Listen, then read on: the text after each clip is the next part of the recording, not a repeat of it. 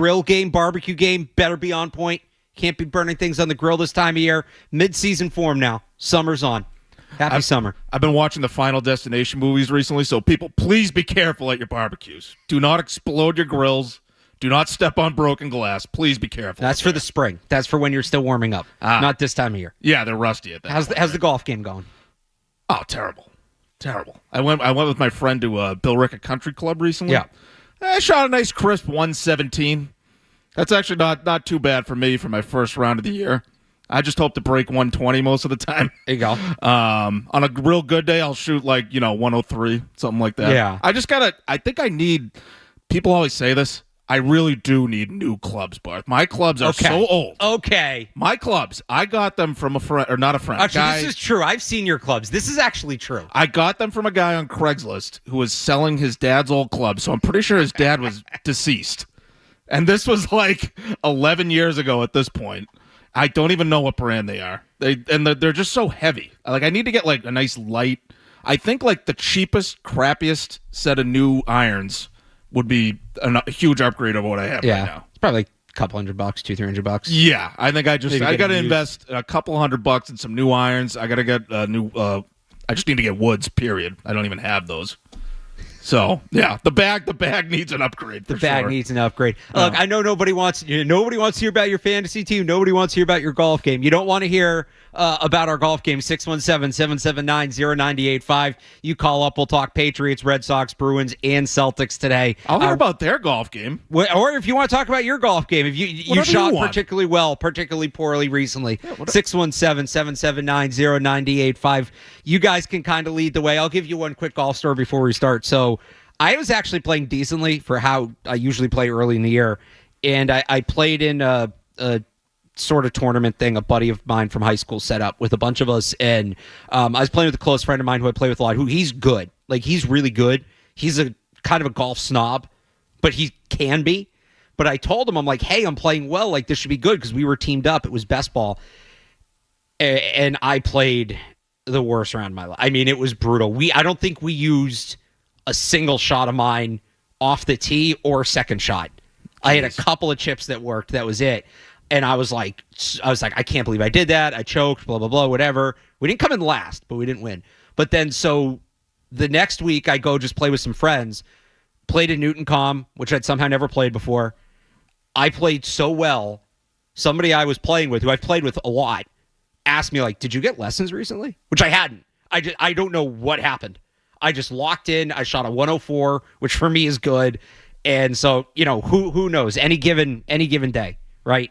Any given day. Best ball, you just hope to have the best ball 3 times, Well, so again, he's really good. He's especially good off the box. He uses a 2-iron, which is witchcraft to me. One of those guys. Okay.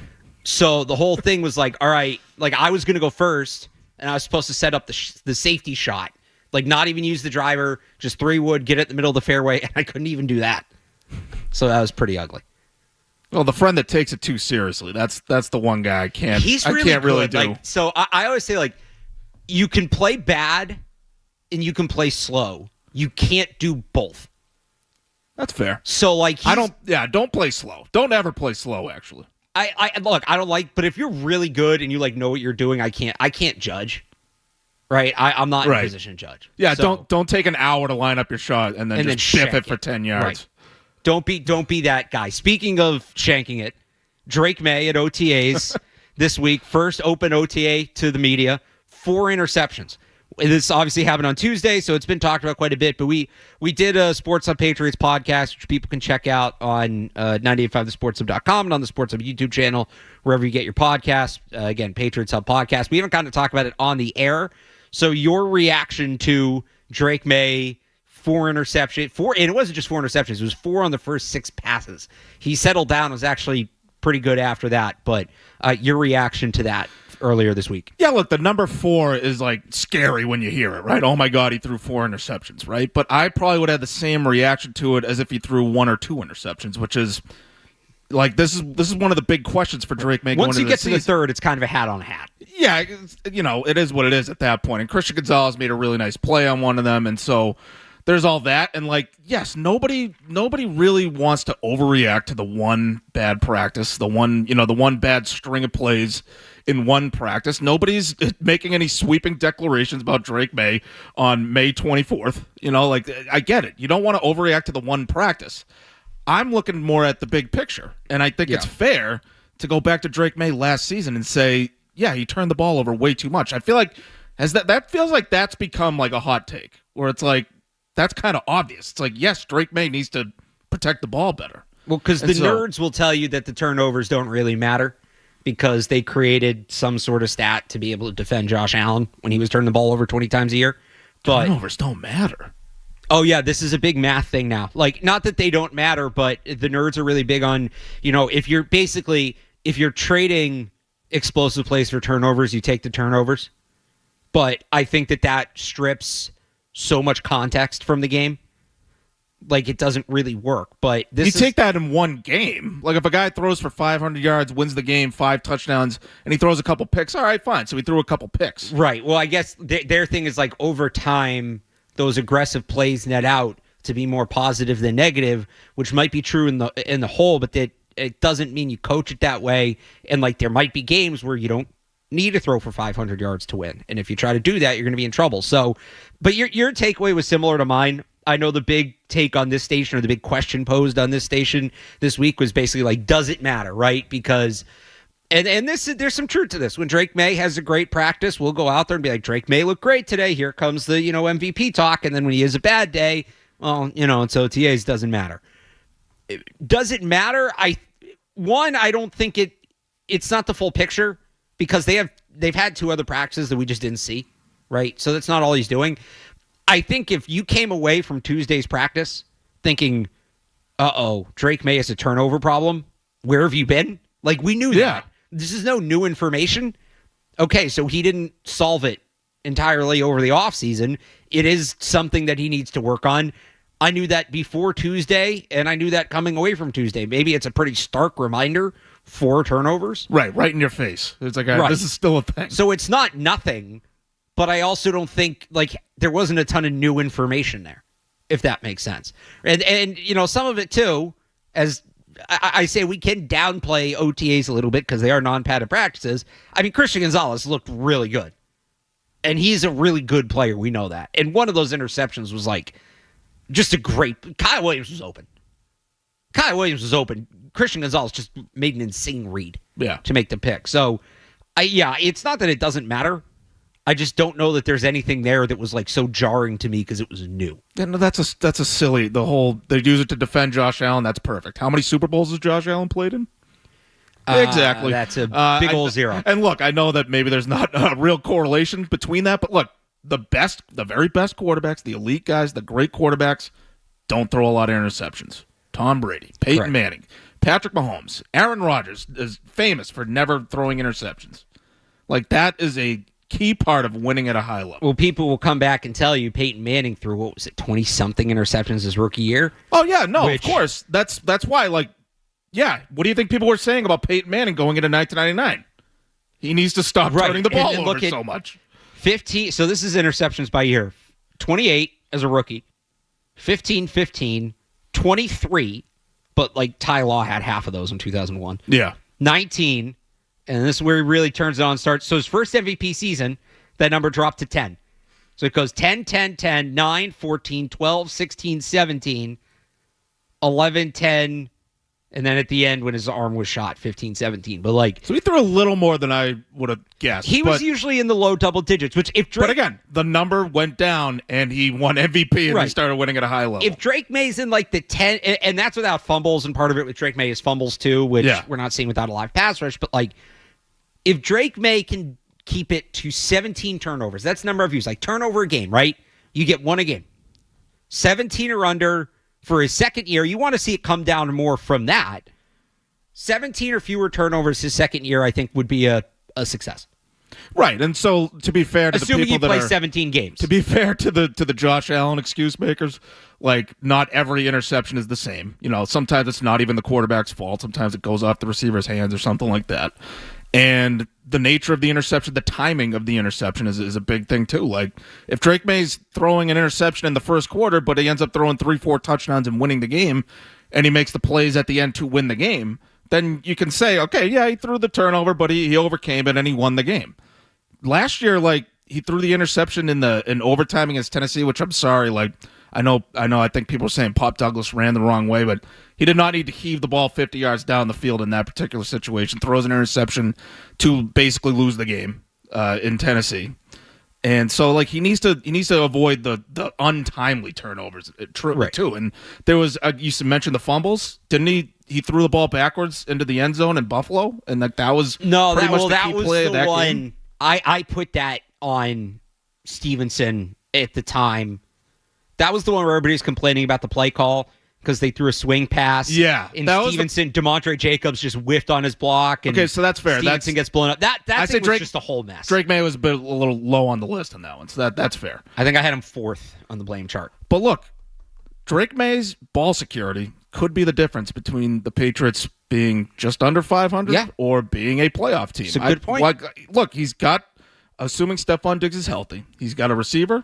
We'll see how good the offensive line is, but you think he's going to have an adequate offensive line in front of him, at least way better than last year. Better, yeah, it should be. They're going to be better coached, should have a much, much better defense than they had last year. Like, he's got a much better team around him overall. You know, players, coaches, whatever. So, you got to, like, at what point are we going to say we got to start looking at how the quarterback's playing? How much do you worry about the learning curve with the new offense, with the Josh McDaniels offense?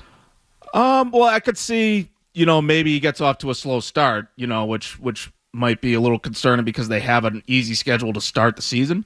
But I think if you look at the way he played over the course of last season, where it got to a point where it felt like he picked it up relatively quickly. And so I wouldn't say like we're going to get to week 15 and he still doesn't know how to run this offense. Like maybe there's a learning curve there, and maybe that's when we see more of the turnovers as early on, but maybe he figures it out later in the year. So I expect him to get better as the season goes along. But look, the ball security and whether he makes the play or not at the end of the game in these close games is that determines, you know, what kind of team they're going to be this year. That's my take on it anyway. All right, you want to weigh in on that? 617-779-0985. I want to talk about the Bruins coaching search as well with Matt Dolloff of the Sports Hub Underground podcast. I want to get into some of the Red Sox stuff yesterday. That was a roller coaster day for the Red Sox. And we'll throw Celtics on the table as well, Eastern Conference Finals, if you want to talk about that. 617-779-0985 with Alex Barth and Matt Dolloff on the Sports Hub. Boston's home for sports. 98.5 The Sports Hub.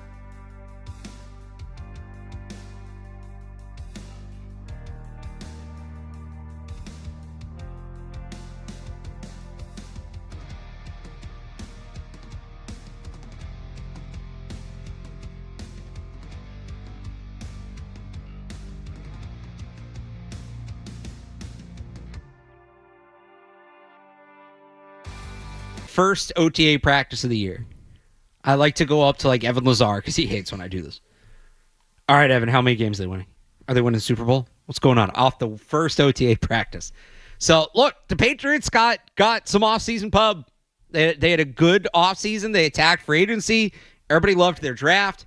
8.5 game win total. Favored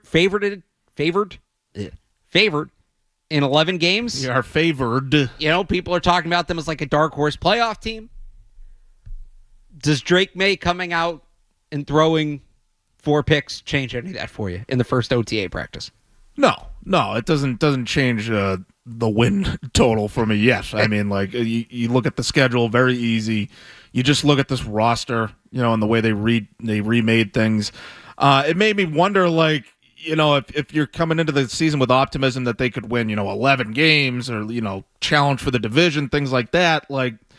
Maybe you look at the big picture and say, like, well, if Drake May is still throwing, interceptions and fumbling the ball at inopportune times, and they're losing games because of it, like you might have a limited scope of what they can accomplish in this particular year. Drake May's second year, but it's almost like he's rewinding to the rookie year with a whole new coaching staff, whole new offense, things like that. The turnovers are the thing that I would hope that he could fix from last year and not reset the hard drive on that one. Right. Like, hopefully he knows he's gonna, work on the ball security. But, like, I got him at 9 wins right now, generally. Like, if we can go through the individual games if we want, I feel like I'm gonna have to have them losing games that they're favored in.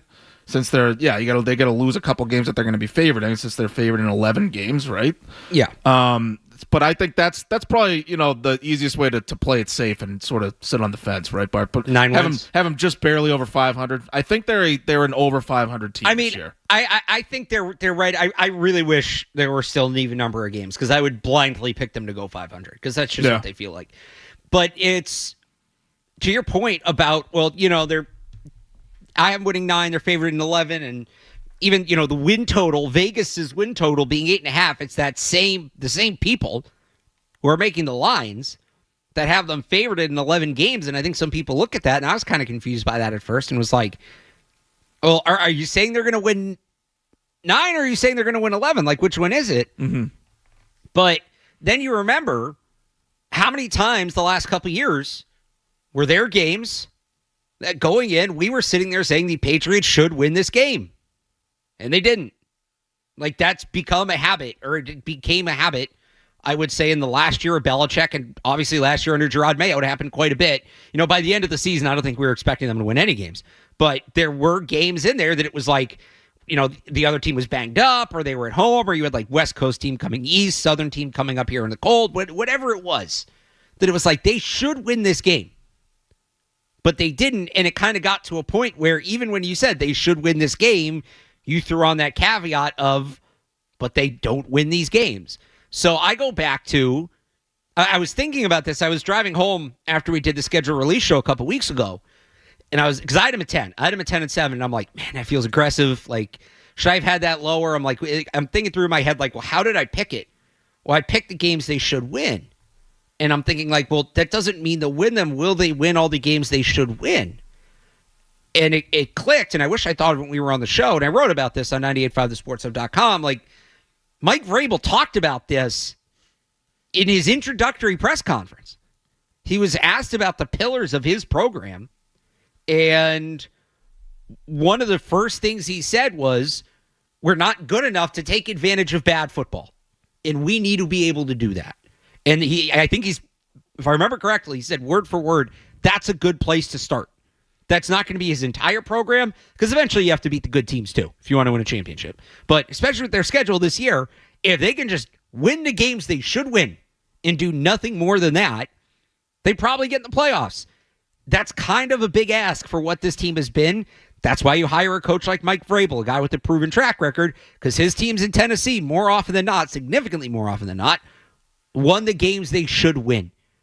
And that's what when you project a record for the Patriots and you talk about what the Patriots are going to do this year, how much do you believe in Mike Vrabel and the coaching staff as a whole and, this new veteran leadership?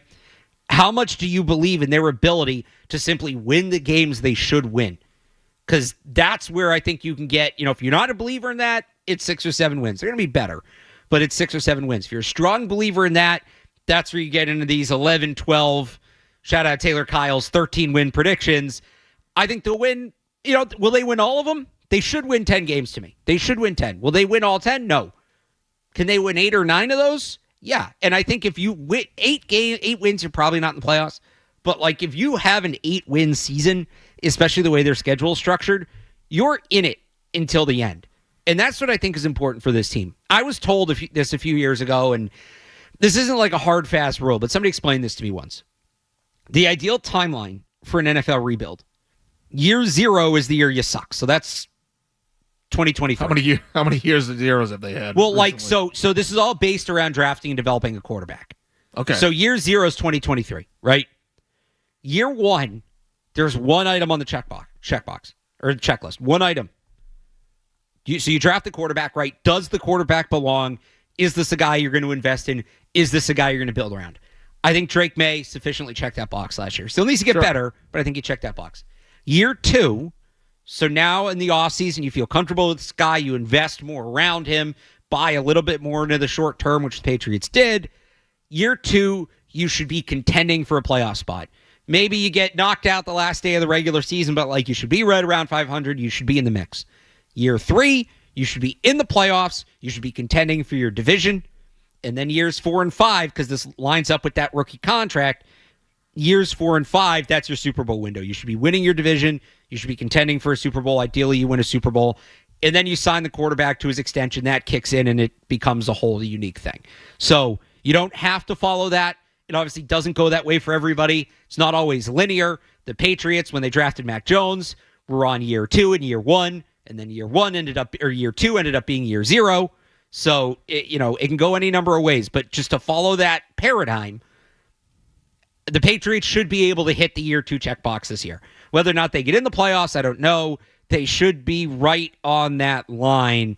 We should be talking about meaningful football in December and January. Sure. Yeah, no, I think that should be the floor for them should be like 7 wins. Yeah. And like you should be in the hunt graphic on CBS when they show the That's in the hunt teams. That's a great way to put it. In December, call it. In December, be in the hunt, be in the conversation. Being in the hunt is a good accomplishment. These games are interesting. We're going into late December, mid to late December, weeks 15, 16, whatever. They have some tough games there.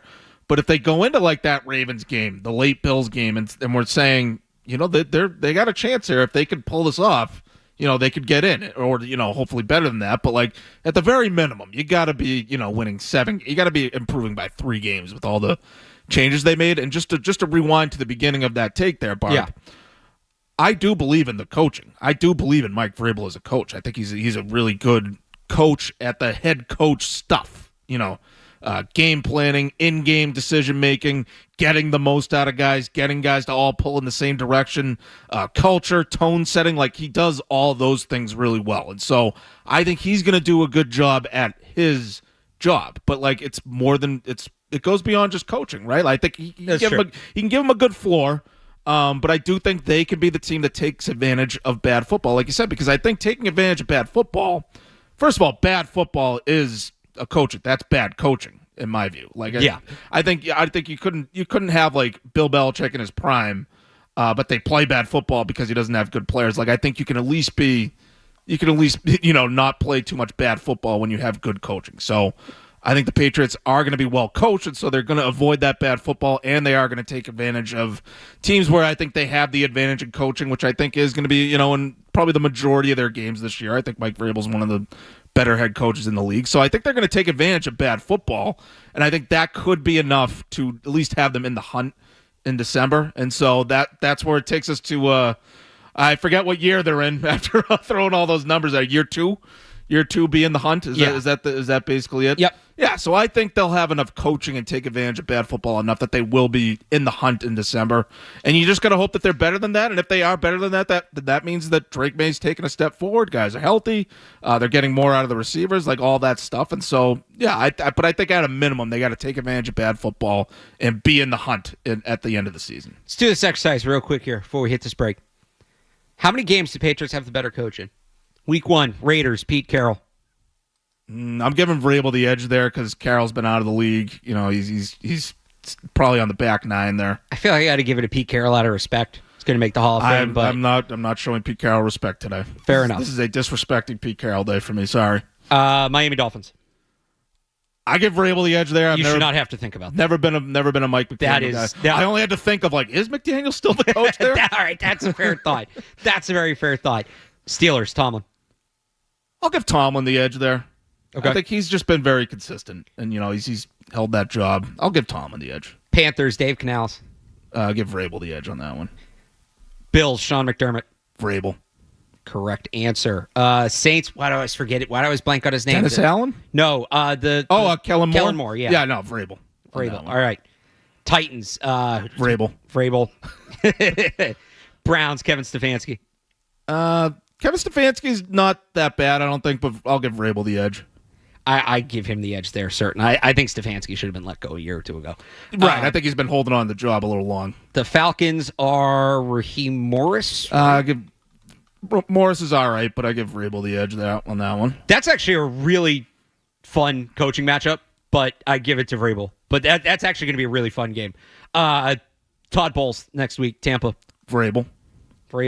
Yeah, that's another fun one that's close. Most of these other defensive guys, I'm giving Vrabel the edge over the also Rans. So Aaron Glenn.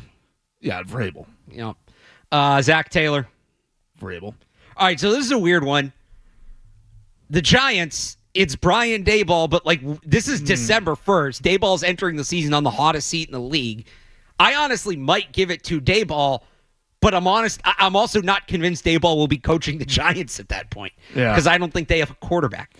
I think Daboll had a good 1 year burst where he was refreshing and all that, but I don't think he's all that great as a head coach. So you're giving that one to Vrabel? Giving that one to Vrabel. All right, Bills again. You already gave it to McDermott. Ravens, Harbaugh. Yeah. And then we got Aaron Glenn again and Mike McDaniel again.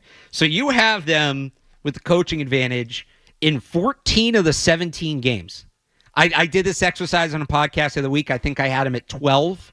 So let's put it this way. They should be competitive in all those games. They should be competitive in all 14 of those games. That's a good way to put it. All right, we got to hit this break.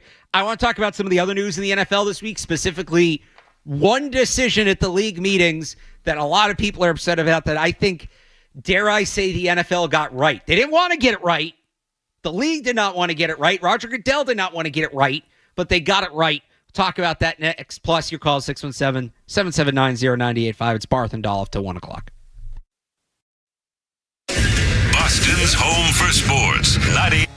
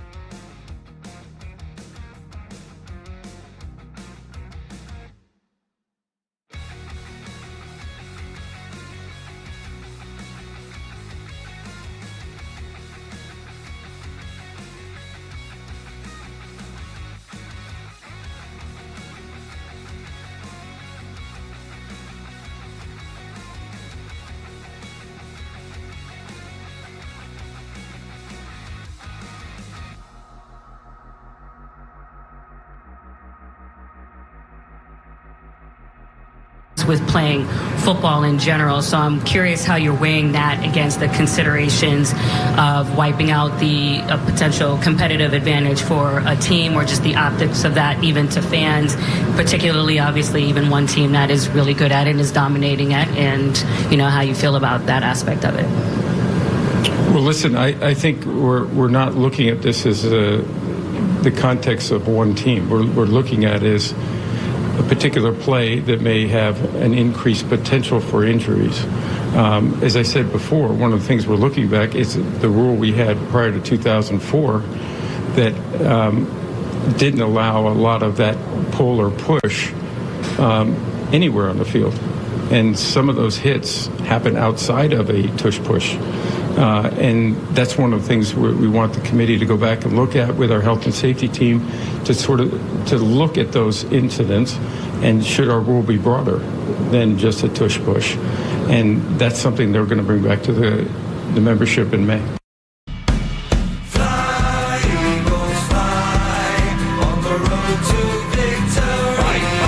That was Roger Goodell back in the spring at the NFL owners meetings on the tush-push. Wanted to see it go. I'm sorry. The league wanted this thing gone. The leagues hated it from the beginning. Remember, no, it's not the tush push. It's the brotherly shove. And, they hate this for whatever reason. I'm guessing because the fantasy football community or the betting community doesn't like it. The fans that just want to see that Monday night Chiefs-Rams game from 2018 that was just bombs away. Go watch arena football if that's what you want. The league wanted this gone. It shouldn't be gone. And I'm glad it wasn't. It was saved this week. Needed 20. The vote banning it needed 24 votes to pass. It got 22. 10 teams voted against it. The Patriots were on the right side of history on this one for the exact reason I think that Mike Vrabel pointed out. Mike Vrabel had maybe the best. Well, I don't know if you saw the Matt, if you saw the I think it was Wickersham did the behind the scenes in the meeting story. Yeah, a little dramatic. So the Eagles owner Typical actually had the Wickersham. best quote. I don't know if I can say it on the air, but in terms of arable takes on the tush push, I thought Mike Vrabel had the best one there, Kyle.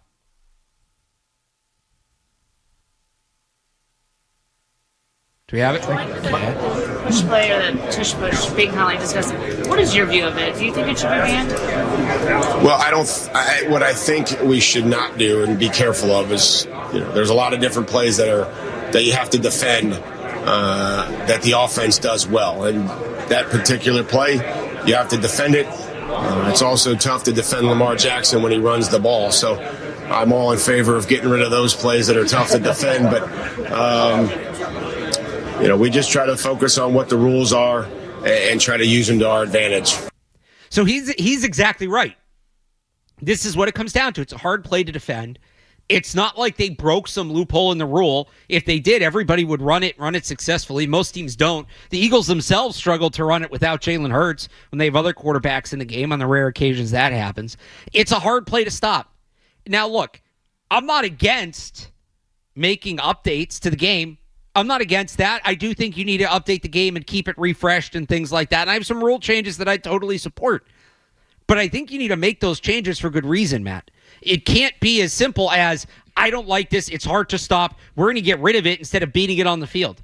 People thought the Wildcat was going to take over the NFL, and then that offseason, the defensive coaches got in the lab and they came up with ways to stop it. The Tampa Bay Buccaneers, who are kind of frauds for voting to ban the tush push, because they went out and they signed Desmond Watson as a UDFA, all 464 pounds of him, to put next to Vita Vea. They put themselves in a position to stop in terms of X's and O's instead of in the boardroom.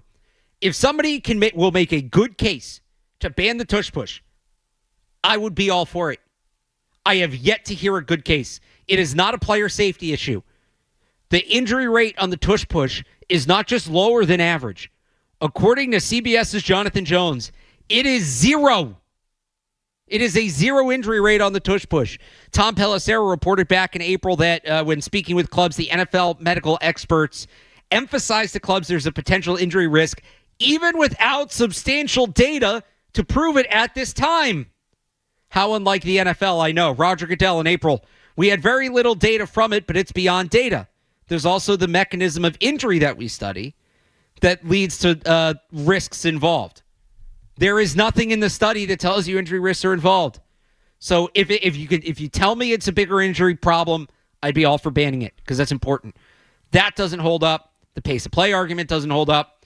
Well, it's not really a football play. It's a rugby play. Go look up the history of football.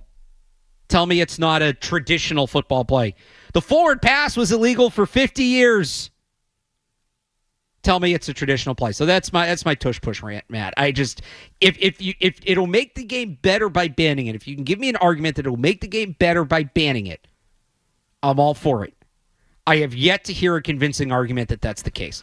Yeah, so I don't like the tush push. I don't find it particularly fun to watch or anything like that. And I liken it to there's an old Simpsons episode with the football team where Nelson Muntz picks up Bart Simpson and sort of holds him as a shield, uses him as a shield as he runs down. That's sort of what I like. It's like, all right, we're just going to like pick up the quarterback and carry him into the end zone at that point. So like, I don't like the play, but I'm against banning it. I'm generally anti-ban. And I don't want to put words in Patriots fans' mouth. Patriots fans should be against banning this because this is a thing where like you go back to when we've been where the Eagles are. We've been through this. Bill Polian made it so you basically can't touch wide receivers anymore because they were too afraid of Ronnie Harrison. Like that's basically what happened with the Patriots and the Colts. People forget Eugene Wilson single-handedly changed the course of the NFL. Yeah, exactly. One fateful January day, snowy January day. Yeah, thanks, Hank Poteet.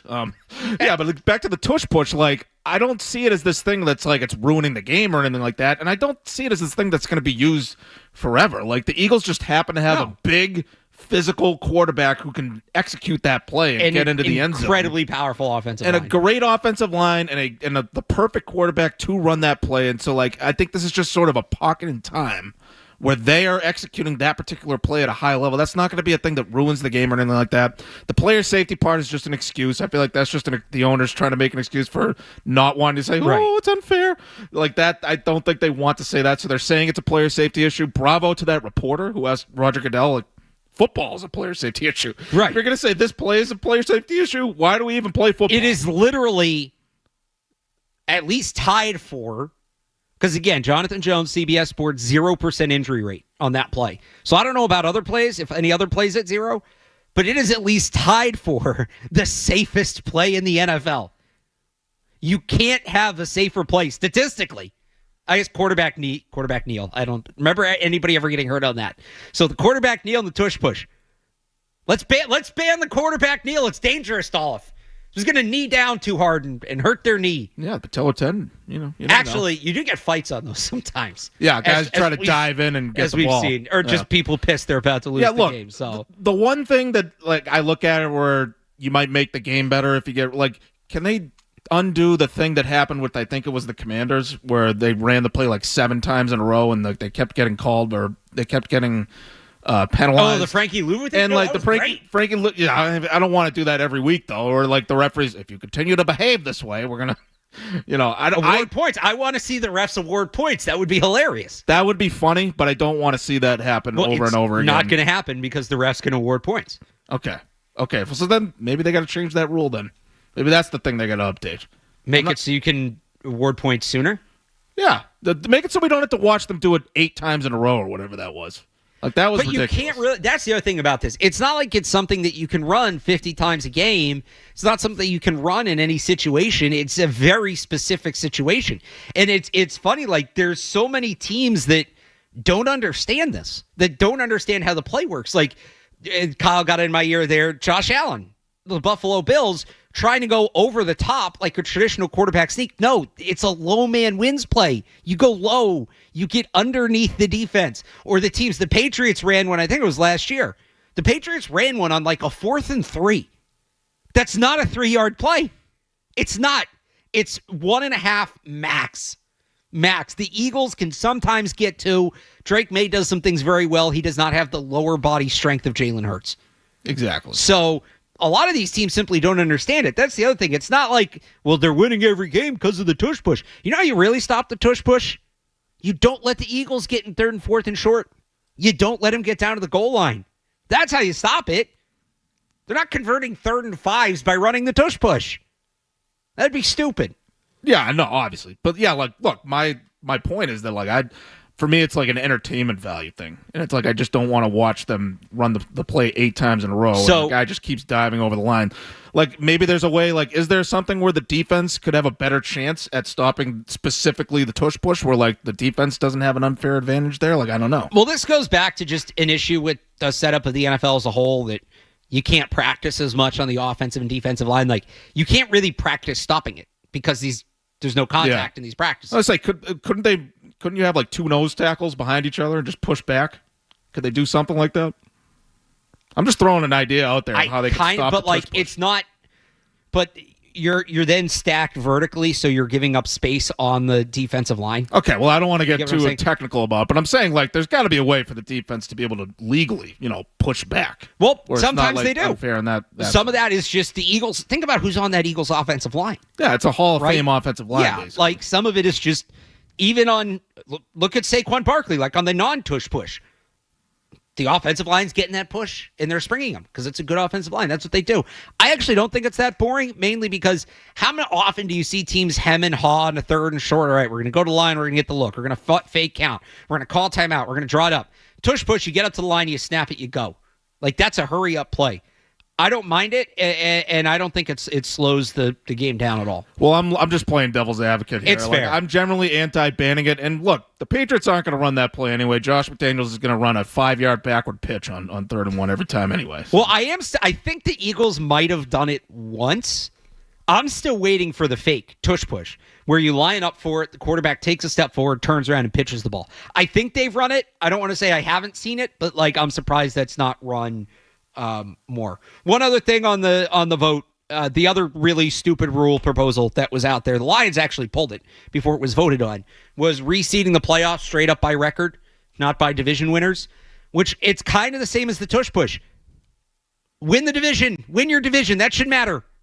Keep the Eagles at a 3rd and short. They should be getting an advantage for getting in a 3rd and short because it means you gain 9 yards. Good for you. You should get a home game in the playoffs if you win your division. You play those teams twice a year. They're more familiar to you. Those games are harder to win. Good for you. Common sense won at the NFL owners' meetings, at the NFL leagues meetings with these votes, which is not always the case in this league. But common sense won this week, so I'm happy about that. I see you guys lining up. You want to talk about the tush push? We got to take a quick break. We'll get back to your calls on the other side. It's Alex Barth and Matt Dolloff on the Sports Hub. Boston's home for sports.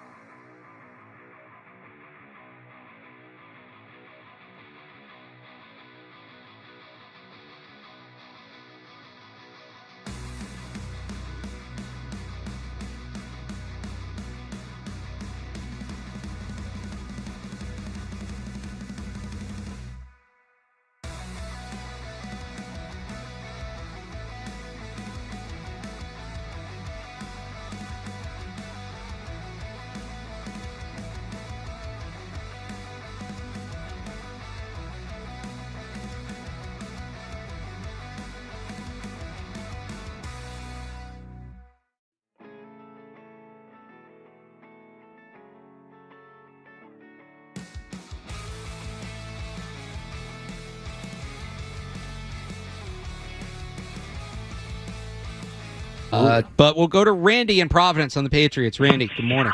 Good morning. How's it going, guys? Good. So I know you were talking Patriots win totals earlier, and I think 10 or 11 is reasonable. It's optimistic for sure, but reasonable projection. I know I saw one of the guys predict 13, and I think that's a little pie in the sky. But I wanted to ask you, I was watching, I don't know if you saw, like Milton Williams was on, I think, Chris Long's podcast. And Chris Long, every time he has a Patriots player or an ex-Patriots player, he asks about the old practice facility and how they had no windows and how it just, he kind of gives it almost like a football prison type like feel from a player perspective. And I thought it was an interesting perspective because, Belichick probably had a big hand in building that old practice facility and kind of input on it. And I wonder if Mike Vrabel has a hand in the new one and things of that nature where he could give an ex-player perspective that other folks might not be able to. Yeah, thanks for the call, Randy. So the new facility was designed before Vrabel was hired. The layout is what it is. They're actually making good progress on it. I was down there the other day. They've built the basic framework. The frame is there. Yeah, they start putting windows in, so there are windows. So like I don't know his role in that, but I think those things are relatively flexible. And as for how the building itself is used, certain room, obviously like the weight room, right, and things like that. And the cafeteria is the cafeteria, but yeah, he's going to be able to have some flexibility with that, I would think. I want to get back to what we were just talking about, rule changes. We were talking about this off the air, the changing the playoff structure and, division winners automatically getting home games, which I think matters. I think winning your division should matter. This is another one where I think there's straw man arguments promoting it. People talking about how games late in the season will matter more. I think they'll actually matter less. That game last year between the Vikings and Lions where they both had 12-something wins with a week or two to go would not have meant nearly as much as it did if they were both going to get home games in the first round of the playoffs. Oh, but it's home field advantage in the NFC Championship. That's like 3 weeks down the road, and who knows if they're even going to make it, right? I'm not thinking that far ahead. Nobody's really thinking that far ahead in football. It's the immediate, all right, next week we're at home or next week we're on the road. If they're going to change something, here's the change I want to see to the schedule. It's not to the playoff setup, but to the schedule. So right now, I think one of the best things the NFL has done in the last 20 years is make the final week of the season division games. Love that. Good initiative. Worked out well. Is every game great? No, but usually end up with a handful of games that are like really impactful, big-time, meaningful football games. Great. I think they should take it a step further. Play every divisional team twice, right? I think the first round of divisional games, play each team once. That should be done by, call it, Halloween. Over the first 7 or 8 weeks, you play 3 divisional games.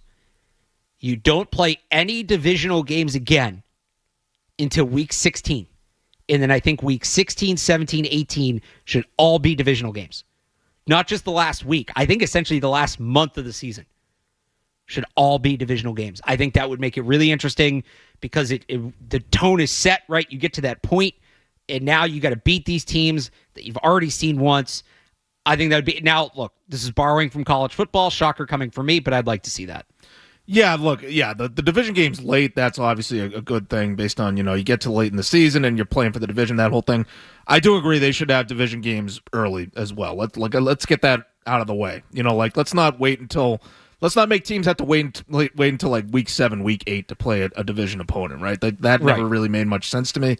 Like the Patriots aren't playing the Jets until basically the second half of the season this year. I know the Jets, 11 and 17, right? The Jets eternally suck. I get it, but just in terms of the division, I think they should sort of lead out with those games more. Maybe that affects the national schedule where the opening season game would have to be a division game. I get that part of it, but. I never liked the idea that you have to wait a long time to play a division opponent. Every league sort of does this, not to cross sports, but the Bruins didn't play Tampa until January this year, which was a little weird. But I think they should get some division games out of the way early and late, and in the middle of the year have the rest of the conference sort of beat each other up and see how that goes. All right, quick check of the headlines here, and then I want to get into the Bruins. The coaching search remains underway. What's the latest? Matt Dolloff will fill us in 90 seconds, no commercials. From the Tell your Tire Studios. WBZ-FM and HD1. It's not just the games. It's Toucher and Hardy, Zolak and Bertrand, Felger and Maz, Joe Murray. For Boston sports fans, it's 98.5, the Sports Hub. Beasley Media Group Station. Essential Sports Hub headline, presented by Celsius Energy Drinks.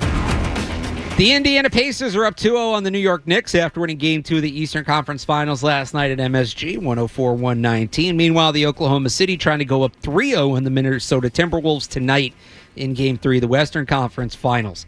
In hockey, it's the Florida Panthers trying to go up 3-0 on the Carolina Hurricanes tonight after winning the first 2 games on the road. Between all 4 conference final series, only one is split through 2 games. That's the Stars and Oilers in the NHL's Western Conference Finals after the Oilers evened things up with a 3-0 win last night. The Red Sox put up 13 runs in the 8th yesterday to beat the Baltimore Orioles 19-5. They will play a doubleheader today. The first game starting at 1 o'clock. Lineups just released. Alex Bregman, who left yesterday's game early with a hamstring injury, not in the lineup. Nick Sogard will get the start for the Red Sox at third. Hunter Dobbins will start the early game. Lucas Giolito gets the start tonight, and the New England Revolution take on Sporting Kansas City tonight at 8:30. I'm Alex Barth. Sports Hub headlines are brought to you by Freedom Boat Club. Don't buy a boat this summer. Join Freedom Boat Club. Enjoy unlimited usage of boats at 21 prime locations from the North Shore to P-Town. Go to Freedom Boat Club today. Now, I'm Alex Barth on Boston's Home for Sports, 98.5 Sports Hub. Your next update at 11 o'clock. New England plays here. Ball down the right side. There's a separation. Touchdown pass. Yes. Perfect dive from Drake May. 98.5, the Sports Hub. Boston sports, yeah, we got that covered. 98.5, the Sports Hub.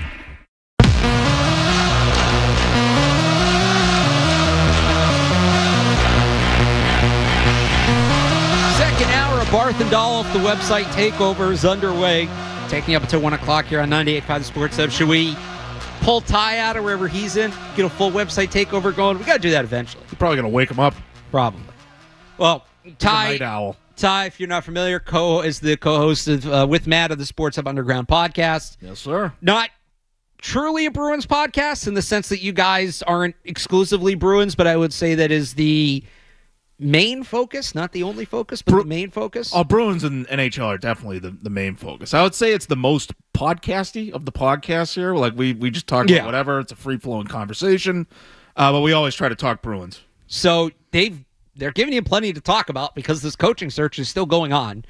We got an update this week that the finalists are there. I don't think it included any direct reporting. I know. I think, do you have the tweet there? Because I can't pull anything up right now, obviously. I was trying to pull up the Pierre LeBrun tweet, right? Where they have final interviews next week, final decision coming after that, and so... Here it is. Twitter's back. There we go. Twitter's back. Good. I was hoping to get breaking news during the show. Pierre LeBrun on Bruins coaching search. My understanding is final interviews will be conducted next week. A decision to come after that. Not sure who made the cut. Boston has talked to a lot of people. Marco Sturm, Jay Woodcroft, Mitch Love, Luke Richardson, Joe Sacco, Jay Leach, among those believed to have interviewed. I want to start here, Matt. Why the secrecy? Usually you hear about who's interviewing with which teams, and I know it's not the NFL where it's this big publicized process, but why do you think this is being conducted with so much secrecy? Because that's how the Bruins conduct themselves. Everything is conducted with secrecy. Fair enough. Like that to me is not a surprise at all. They're like Fort Knox, trying to get in there with information. Like, look, one of these top reporters is gonna break the news when they hire the head coach, I think. But like the Bruins, I feel like do it by 1 o'clock. Right, it would be great if they did it like right now. But yeah, the Bruins more than any other team, certainly in Boston, but I feel like maybe across sports, they report their own news like as much as any team in the league. I'd put them up against any team in sports. The way they break their own transactions and things like that, like everything else, like NFL, forget it. Like you got Schefter and Rappaport tweeting everything. Like it's not like that with the Bruins. They do everything sort of a very cloak and dagger type operation. So I'm not surprised that that's like pulling teeth trying to get out of just who's interviewing for this head coaching job. But I think the guys that Pierre LeBrun mentioned, it's probably going to be one of those guys that ends up getting the job. Why do you think it's taking so long? Because they were who's the assistant for the Stars that they were tied Misha to? Donskov. Right. So you'd think, okay, well they're waiting for him to be done in the playoffs, but now the reporting the last few days is all right. It's probably not him. Why do you? And are they the last team? No, there's one other team left, right? With the coaching opening. I don't know. But they're dragging it out, right? Yeah. Why is this taking so long? Well, yeah, I think they wanted to cast a wide net, and I think it got to a point where they weren't going to pay the amount of money that it took to bring in a guy like Rick Tocchet. And I think maybe, frankly, and Don Sweeney himself pushed back on this during the press conference, the fact that they're cycling through head coaches lately, it feels like they're sort of covering their own ass when it comes to, cycling through these head coaches and sort of covering up for their own mistakes in terms of roster building. Well, not just I'm that. not saying that's what it is, but that's sort of what I imagine that's what a coach from the outside looking in would look at. It's like, am I going to have job security, or are you going to turn around and fire me if I don't, win the Stanley Cup within 2 years? What was the exact quote? It was something like a general manager has a longer shelf life than a head coach or something like that. Oh, yeah, Do you know what I'm talking about? Yeah. They gave the quote at that end of your press conference? Yep. So yeah, Charlie Jacobs said that. I believe. So if you're a head coach and you hear that and you see the GM just got signed to a shorter-term contract extension and they just said, well, we keep the GM longer than the head coach, that's going to give you room for pause, isn't it? Yeah. So, that's another thing that I wanted to, that I was trying to search for in my head, that there might have been uncertainty there where it's like, who's the GM going to be in a couple of years? And so I think they said we're going to move forward with Don Sweeney, which I'm sure a lot of fans weren't happy with that. I feel like they might have been at a sort of a crossroad here where, are we going to move on from Don Sweeney, or are we going to, give him a chance to sort of undo the mistakes that he made, certainly this past year, but in terms of the drafting over the last 10 years, he has a chance. Ty wrote about this at 985thesportsup.com. He has a chance to sort of make up for, the mistakes that he made in 2015 and in subsequent drafts. So I think the way they've restocked the system and restocked their draft picks, I feel like he has a good chance to, I don't know if he has a chance to actually fix it, but this is his opportunity is there for him to fix that. So I think that whoever the head coach is going to be, I think he wanted to have certainty on A, his own job security, and B, who's the GM. I feel like it feels like whoever they hired, they are going to give him a fair chance, at least a few years to figure this out. And whatever the group is, whoever they hired, this is going to be the group for a few years, and just got to hope for the best. Well, you have to with where this roster is, and they have, I think, two, if I'm remembering correctly, 2 top 60 picks, 2 of the next 3 years, and the third year they have 3. They have 2 firsts 1 year, 2 seconds another year, and then I think they have a first in 3 seconds, right? One of those other years. You smell the trading they've done. So they're going to have opportunities. All right, the big question, who do you want? I want them to go with a younger guy and a guy who's a first-time head coach. And I know that might sound weird, but the NHL has a coaching carousel, pretty much the biggest coaching carousel in sports. I'm with you. The way retreads, guys keep getting new jobs. I don't want to retread. One of the guys on the list with Pierre LeBrun was Luke Richardson, 57, 118, and 15 record with the Blackhawks. Oh. And I know they're rebuilding, but he didn't exactly get the most out of him there, right? Well, if they hire him, does that say that maybe the Bruins are planning on actually doing a rebuild? Exactly. And they're going to take this thing further down before they build it back up. That would be the signal that we're gonna take the long-term approach here. But yeah, I want a guy that they can, sort of grow together with this roster and the new picks they bring in and the guys they bring up in the system. I want this to be a guy that can grow with them and grow into his, come into his own as a head coach here, as opposed to they got to wait for a guy to get fired and then come back. Right. I prefer that approach. That's what the Capitals did. They brought in Spencer Carberry, who I believe it's his first time as a head coach. They retooled their roster, last offseason, and they were right back in it. I know they're not in the playoffs anymore. They didn't get out of the second round, but they had a good season. They had one of the best records in the league, and they really turned things around quickly. And I think the Bruins are going for that sort of turnaround. And I think hiring a young head coach who's a little forward-thinking and can connect with the younger players maybe more than an older retread could, I think that is part of the equation here. And so that's why I think, Jay Leach, Marco Sturm's a guy who played here. And I know there's concerns where it's they're just going to hire one of their guys. I don't see Marco Sturm as one of those guys. Yes, he played here. He played here while Don Sweeney was in the organization, not as GM. But he's been a coach for, Team Germany for a long time. He's been in the Los Angeles Kings organization the last few years. He's been a good coach in the minors.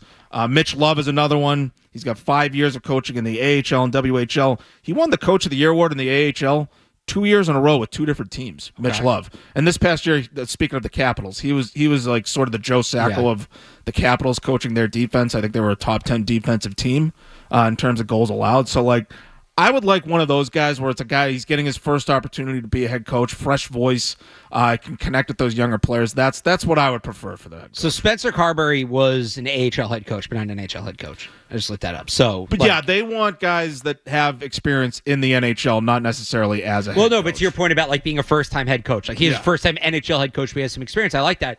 It's funny talking about Sturm and just your point as a whole about wanting a younger coach.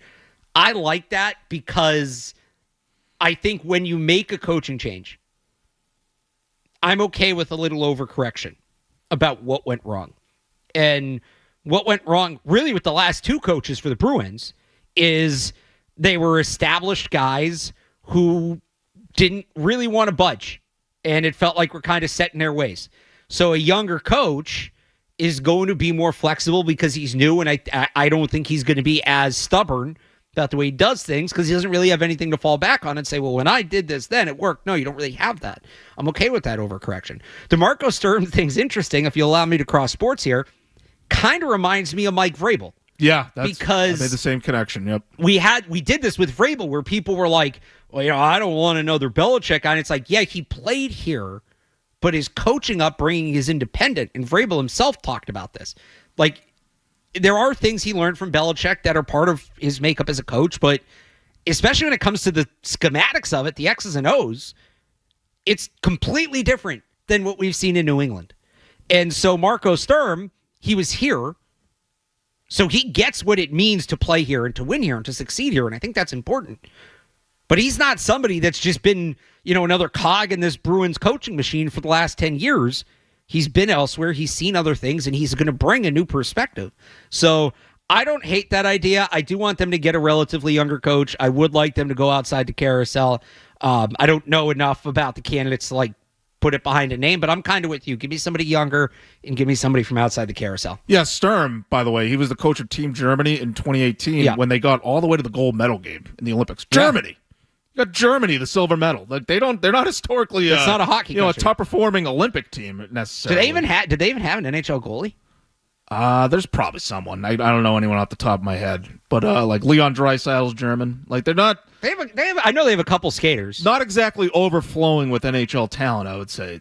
Team Germany, and I know it was 7 years ago, but that's a sign that he can get the most out of the guys that he has. And like you said, it's going to be a fresh voice and a guy that has worked elsewhere. Like if you wanted to give him crap for making the comfortable choice, I think Jay Leach would be that guy. And Jay Leach also coached outside of here. He was with the Seattle Kraken for a year or two. But he's a guy that's coached in Providence. He's coached here, and I think that's the guy where they might be making too safe or comfortable of a choice if they go with him. But that's at least a younger guy. But yeah, like I said before, I think the perfect blend of what I'm looking for would be a guy like Marco Sturm or Mitch Love. So we'll see how that goes. So I just pulled it up. I don't think they had any NHL players on that team. See, exactly. If I'm looking at this right, they all played in the whatever it is, the DEL, the German league. Deutschland League. Yeah. He won the Deutschland Cup his first year as a head coach. Unless I'm looking at this with Germany. But that was like an international tournament, not just a German league. But yeah, he won a championship his first year as a head coach, technically. So I'm all for something new. That's where I'm at with the Bruins. And then obviously there's the roster as well. I want to get your thoughts on that. We got to hit a quick break. You want to call and talk Bruins with us, though, 617-779-0985. It's Alex Barth and Matt Dolloff on the Sports Hub.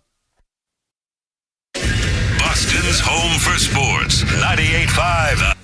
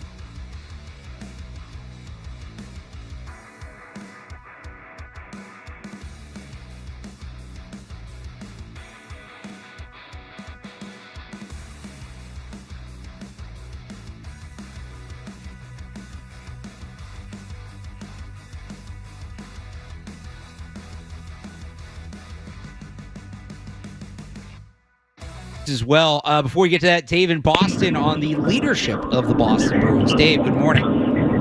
Good morning, Barth. It's Dave with Take It to Town. I did want to ask you guys one question just going off the coaching search thing. Obviously, there's a severe lack of leadership on that Bruins team in that dressing room. I wanted to ask you guys for just the honest-to-God, nitty-gritty psychoanalysis thoughts of who is the leader in the dressing room from the player's standpoint. Like, we've had people who say that it's Jeremy Swayman. And I just, considering how last year went, find that really hard to believe. Is it David Pastrnak? Is it Charlie McAvoy? Like, I don't know, and I'm just curious to hear your guys' thoughts, being in the weeds there. Who can step up and actually have a voice there? Thanks. Thanks for the call, Dave. Matt, I guess let me ask it this way. Do you think that the moves they make this offseason could impact who the captain ends up being? I doubt they're going to bring in the next captain. I bet is in that locker room. I bet it's David Pastrnak is the next captain. Do you think that's locked in? I'm saying, what if the guys they bring in, kind of the tone in the locker room maybe shifts it to a Charlie McAvoy or to somebody else? Charlie McAvoy maybe, because ideally you kind of want that defense. You want that, the Zdeno Chara type presence, the defenseman right, that sort of leads the defense, but also leads the locker room. He plays the most minutes. He plays in all situations. I think the ideal setup is to have that defenseman as your captain.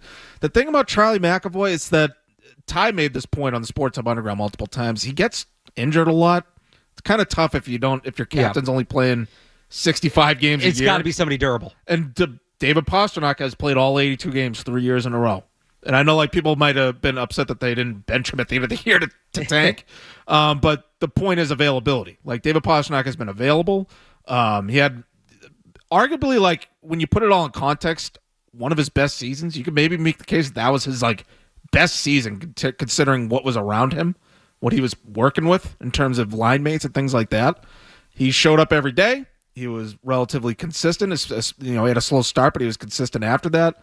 He's accountable. He's in the locker room after, bad nights, after losses. He'll be in there to face the music. You're just not getting enough of that from Charlie McAvoy, and maybe that will change going forward if they want to make him the captain. He's going to have to talk after every game. Yeah, we're just not getting enough of that from McAvoy to be that sort of presence. And I think McAvoy still has a chance to be a really good player, a really good defenseman for them.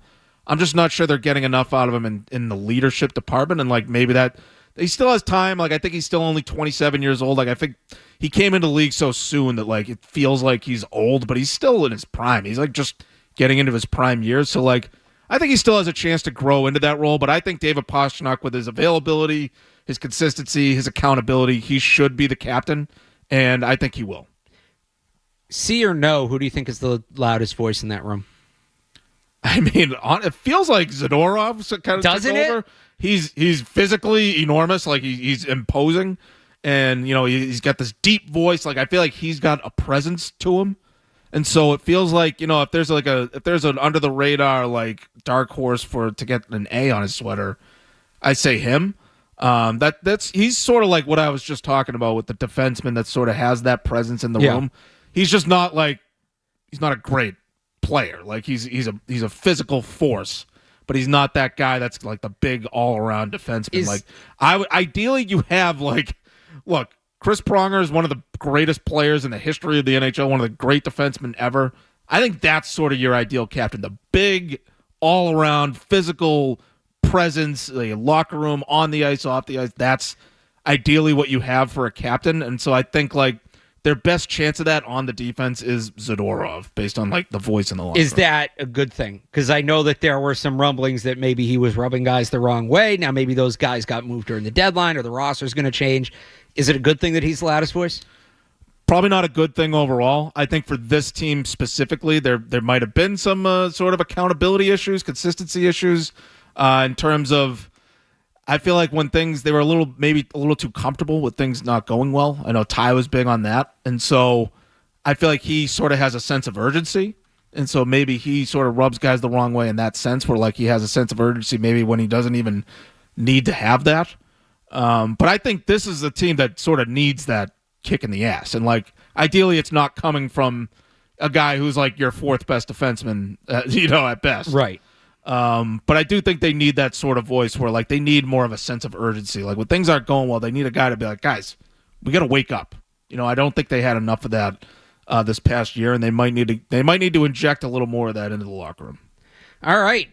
I want to talk more about the Bruins roster. I want to specifically talk about the draft because we did this. I think we were on like 2 years ago, and we did this. So we wrapped up the Felger and Maz big board last month, which I love to do. But I'm obviously on the side of it as I'm coming in and I'm playing almost the translator, right? Because I will admit these draft write-up descriptions are a little much. They go a little over the top. You're trying to express information to the average fan, and these people want to flex how much they know and get way too technical. But it is kind of fun to pick it apart. So we did this a couple years ago where we found NHL draft profiles leading up to the draft and had some fun with it. So we don't know who the Bruins are going to take yet. I think that year was after the draft, and we looked at the Bruins picks. This year we're going to look at the top players. I want to have some fun with that. So we're not going to throw markers, but I want Dolloff's thoughts on the top of the draft. We're going to have some fun with this. We'll do that next here on Sports Hub. Boston's home for sports. 98.5 The Sports Hub.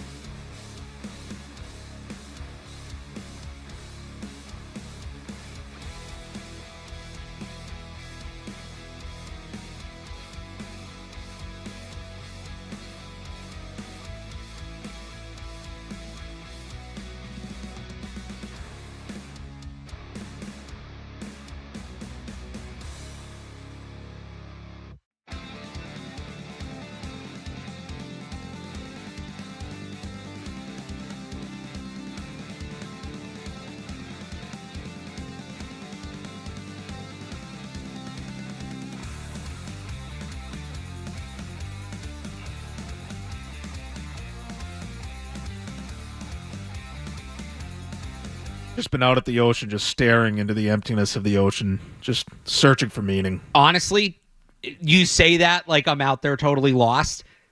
Just staring at the ocean. Love it. So the day of the draft, Kyle knows this. Kyle's laughing in the back. I was saying like the whole draft season, everybody's like, are you tired? Are you worn out? Whatever. I'm like, I just want to get to, so like the draft ends Saturday. I'm going to have Sunday kickoff on Sunday, and I'm going right out to the beach. And that's just all I want to do. And people are like, well, what if it's raining? I'm like, I'll bring an umbrella, whatever. I'm going. So it wasn't really raining. It was drizzling a little bit, but it was windy and cold on that Sunday. Didn't care. Went out, went down there, got my chair, went to the store nearby, got a sandwich, plopped down, and I go down. I'm like, it's probably not going to be that crowded, whatever. And it was like high tide, so it was all kind of congested. I'm wearing just like a sweatshirt and gym shorts because that's just what I was wearing. And I have my beach chair, and I have my drink, and I have my sandwich, and I plop down, and everybody else on the beach is people in like winter coats and scarves, and they're just walking their dogs. Yeah. And then there's me trying to have a beach day, and I was like, I'm getting looks. I'm like, I wanted this. I've been thinking about this for days. I don't care. And I stayed out there for about 45 minutes, and it was so windy that the sand was like literally in my face. And at that point, I was like, I gotta go. But you're sick. You know I that made you're it sick. last. I love sitting by the beach. I love sitting by the beach. I might do it. I'm going to find a way to do it this weekend. I don't care what this gross weather is. Of course, it's supposed to be beautiful Tuesday and Wednesday. I'm going to go find a way to sit by the beach. But I want to get a little draft talk in because we did this before, and it was fun. And it might be less fun this time, but hopefully we still have fun. So we did this a couple years ago. We sort of did the Felger and Maz big board reading of the strengths and weaknesses for, this was post-NHL draft. So we had some late round guys, and that was fun. This is just going to be the top 10. Really, I want your thoughts on these players. I'm going to learn about them a little as well, but maybe we can have some fun with these write-ups. I pulled up thehockeywriters.com because it's just where I could find easy scouting reports for the top 10 guys. A lot of these sites, the scouting reports, don't do strengths and weaknesses. Don't do pros and cons. It's just block paragraphs. Yeah, there's not as much like goofy language when you're describing prospects in hockey as much as it's football. Not even that. It's give me the strengths and weaknesses. And they don't even do weaknesses. They do strengths and under construction / improvements to make. But even that, like, they wouldn't be like, he's twitchy or he's got high hips. No, like they wouldn't say that. A lot of them I was looking at, it's just like block text. Yeah. It's a research paper on the player. People want the bullet points when it comes to the draft. I say that from experience. People want the bullet points. They do have one thing I like. They have a risk and a reward score, so we'll do that. But I'm curious who you like for the Bruins, so we'll go through these. We'll start with some of the guys they can't draft because they got screwed in the lottery. Matthew Schaefer, NHL's number. Oh, I only did the North American guys. Didn't even notice the international part. Didn't notice they were separated. Maybe I'll pull some of those up in a little bit. Yeah, there's a couple. Oh, no, the international guys. There's at least one international guy. Yeah, but like a lot of these guys are not really in the top 10. All right, so I didn't mean to... There's one. There's one? Okay, I'll pull them up later. Or if you want to pull them up, we can do the reverse. But Matthew Schaefer, number one player in the draft, defenseman from Erie, 6'2", 183. Strengths, quick shot and release, good vision, creative with the pick. So is that supposed to say puck, or does he set picks? So read that again. Good vision, creative with the pick. With the puck. They don't do pick plays in the NHL. That's interference. Okay. So I'm making sure. Dominant on-ice presence. How big is he? 6'2"? Okay. Quick, deceptive skating.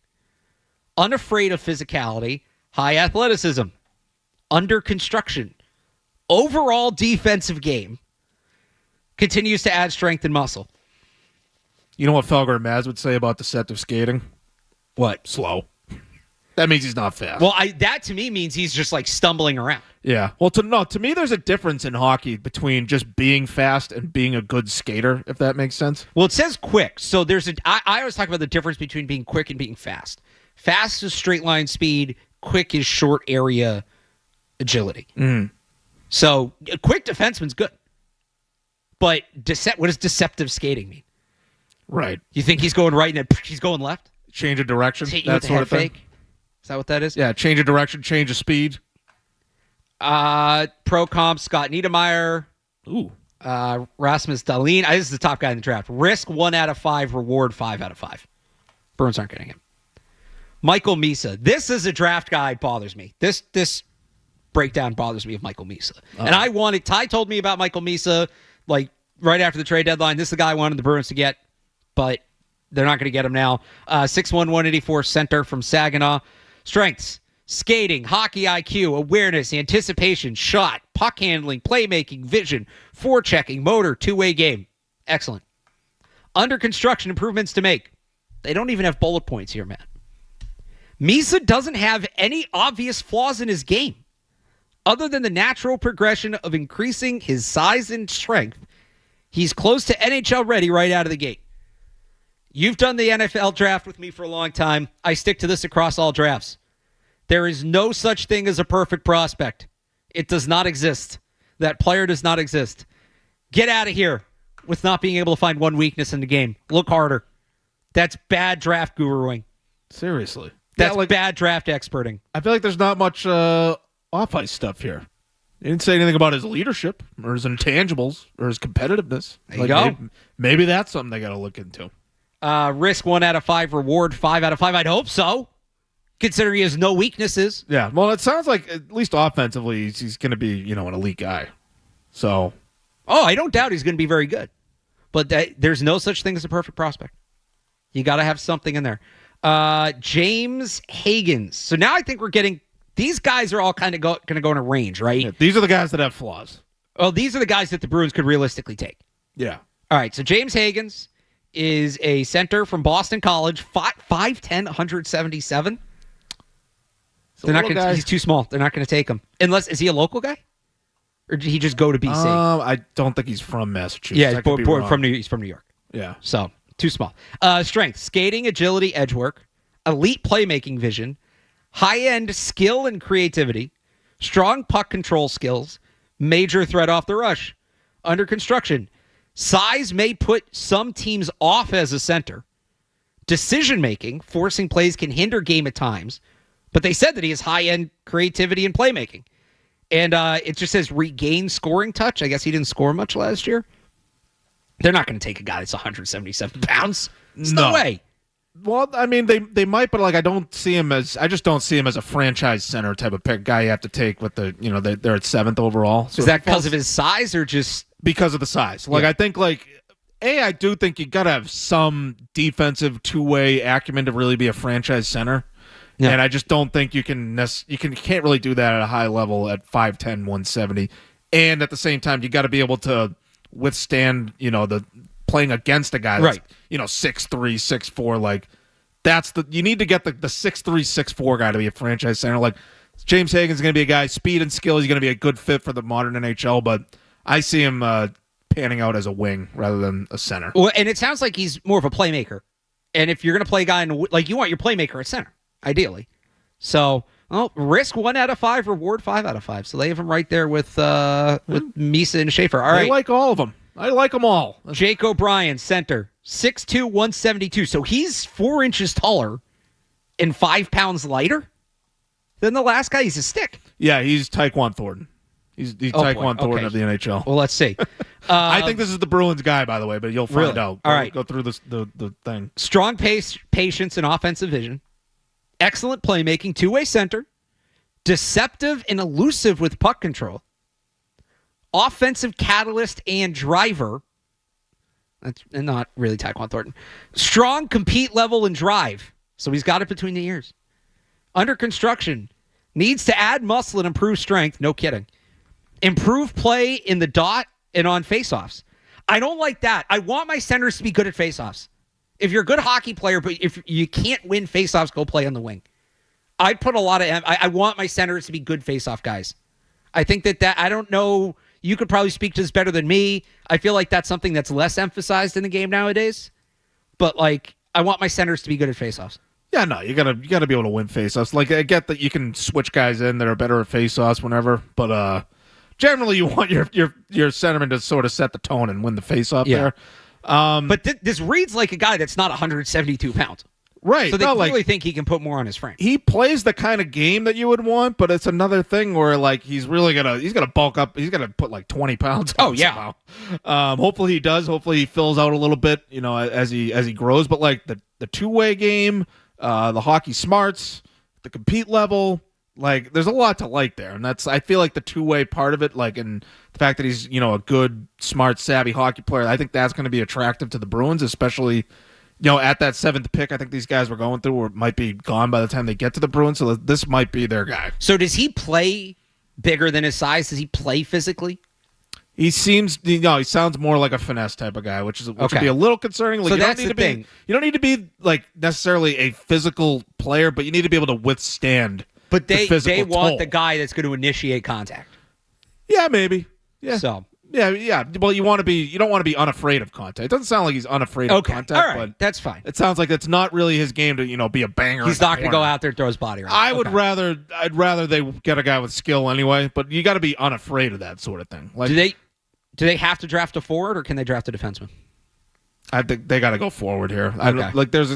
Maybe a couple of defensemen that are projecting to be top 10 to 15 range, but they can't. They're not going to be up. They don't plan on being up this high again anytime soon, right? They got to take their chance on a forward here. So there is one defenseman here, Radim Murtka,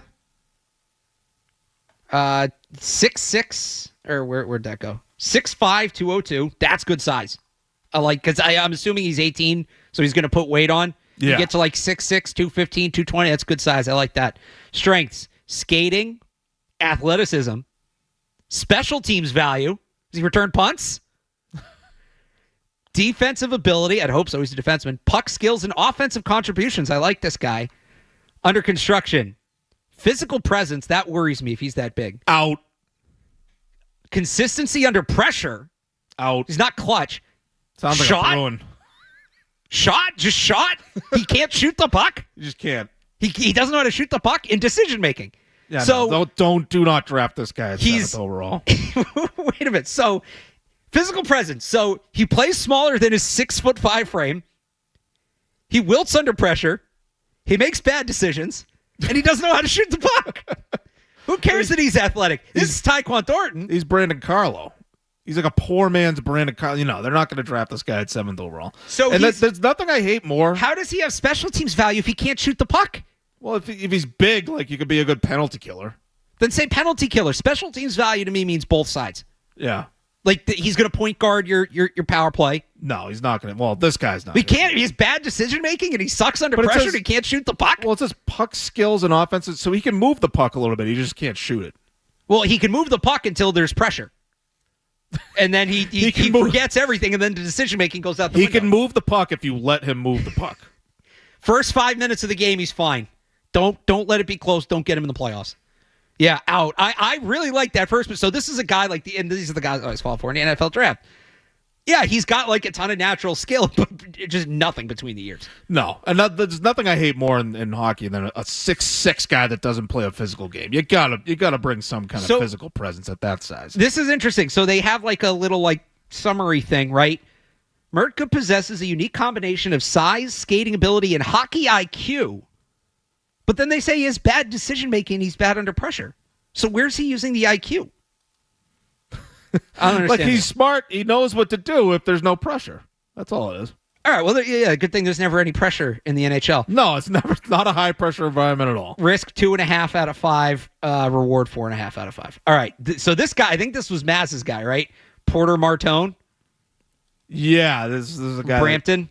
He could. I think the Bruins could take him if he falls to 7, but I feel like he's going to be he might top not 5. fall. Okay. 6'3", 208, right wing. Good size.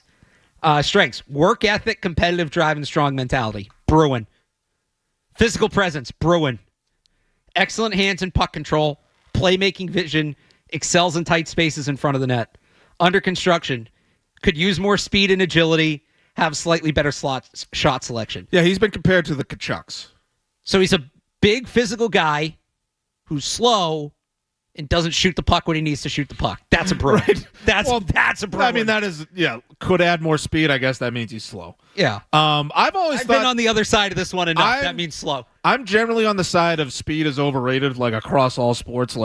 Give me a guy who's a 7 out of 10 in speed, but plays a smart game, plays the right way, does all the right things, over a guy that can fly around the ice but doesn't know how to play. You know what I mean? Right. Give me the guy that's a little less in the speed department, but he's been compared to here in this scouting report. He's compared to the Kachucks. So I like him. I think he's going to be a really good player in the NHL. It's just that he's a wing. I don't want the Bruins taking a right wing or a left wing at 7th overall. I think they gotta go center there. And like, I know that there's risk there. Like if they draft like just a decent center and they pass on the next Kachuk, like that would be a little painful. But I think with this opportunity, they got to go center. And so I don't think they're going to have to pass on a guy like Martone. I think he's going to go high enough that they don't even have to worry about it. All right, well, here's some centers that are in their range. Caleb Denoyer? Denoyer is how I'm pronouncing it. I've heard Denoyer, but I think it's Denoyer. Okay, Caleb Denoyer. He is a center from Montcalm, 6'2", 178. Strengths. Sensational hockey IQ. So it's not just hockey IQ, sensational hockey IQ. Yeah, this is a future Selke contender, I think. Elite playmaker. Gets to goal-scoring areas, effective in transition, high-end play driver. That sounds like Patrice Bergeron. Under construction, improve passing efficiency. So what does that mean? It's just not accurate? Make smart passes. Don't just throw it out there. He has sensational hockey IQ.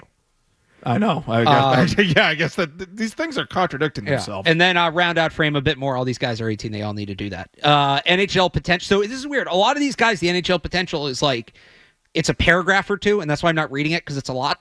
His is 2 sentences. Denoyer has the potential to be a high-end first-line center in the NHL. He can be a primary play driver. That's it. Risk 3 out of 10, reward 5 out of 10. Yeah, this is the kind of guy they need. So this one's out of 10. Or out of 5, sorry.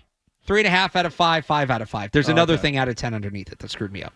They have a lot of out of whatevers. So Ty has talked about this kid, and the guy that he's been compared to, not Patrice Bergeron, but Sean Couturier. Okay. Who played for the Flyers, another Selke guy. So he could be a guy that could score, 80 points and play that elite two-way game. So they need a point guard. I think he's gonna be really good, but I could see him going third. I could see him being the third guy, first guy off the board after Schaefer and Misa. I mean, based on that write-up, he should be. But they need a point guard. They need a quarterback. They need a guy that's going to go out there. Like, Pasternak's going to be your lead scorer. They need more scoring, but they don't need a 60-goal scorer. No. They have, it'd be great, but they have that. They need somebody who's going to help everybody else add on when all the attention goes to that main scorer. All right, the great name, great hockey name, Roger McQueen, center from Brandon, 6'5", 197. I believe this is a guy that the Bruins have already scouted. Okay, so this could be their guy. 6'5", 197, strengths, strong net front presence, great puck movement, agile skater, especially for a big player. Competent back checker. Okay. Under construction. Consistency. That's young players. That happens. Lacks intensity at times. I don't like that. And hockey sense. But he has great net front presence and puck movement. So again, the contradictions. But fine. He's young and he's playing more hockey. The intensity thing worries me. They have a complacency issue. They've had a complacency issue the last few years. That worries me. This can't be the guy that you anoint your next. It's not leader, franchise. Your next franchise guy like that. He doesn't feel like a franchise guy to me. So hopefully they can sort that out. I know it's hard. It's an inexact science when it comes to gauging a guy's compete level and things like that. But yeah, like the net front thing, it's gonna be a lot harder when you're going up against 6'4", 6'5", NHL defensemen than it is in juniors. So. Hopefully he figures that out. I feel like I've seen him described as a wing more than a center before, but I guess that people think he can be center. I mean, he's got size for it. Honestly, the intensity thing, yes, but the lack of hockey sense is another one. Like, you got to have hockey sense to be a franchise that just center. Simply like he's a young kid and he needs to see more hockey and it'll grow? Or I read hockey sense as like it's not natural to you. It doesn't come naturally. That's not good. Yeah. He's just going to be looking around. What are these skates? Yes. What is this, ice? What are we doing out here? How big's the net? Who was the one who's throwing the bears into the crowd? That was Misa. Oh, okay. So that's not him. I was going to say, not understanding Which that. is weird because he's Canadian. He's from Saskatoon. How does this guy not have hockey in his blood? Risk 4 out of 5, reward 4 out of 5. Couple more here real quick. Another defenseman, Kashawn Aitchison, defenseman from Barrie.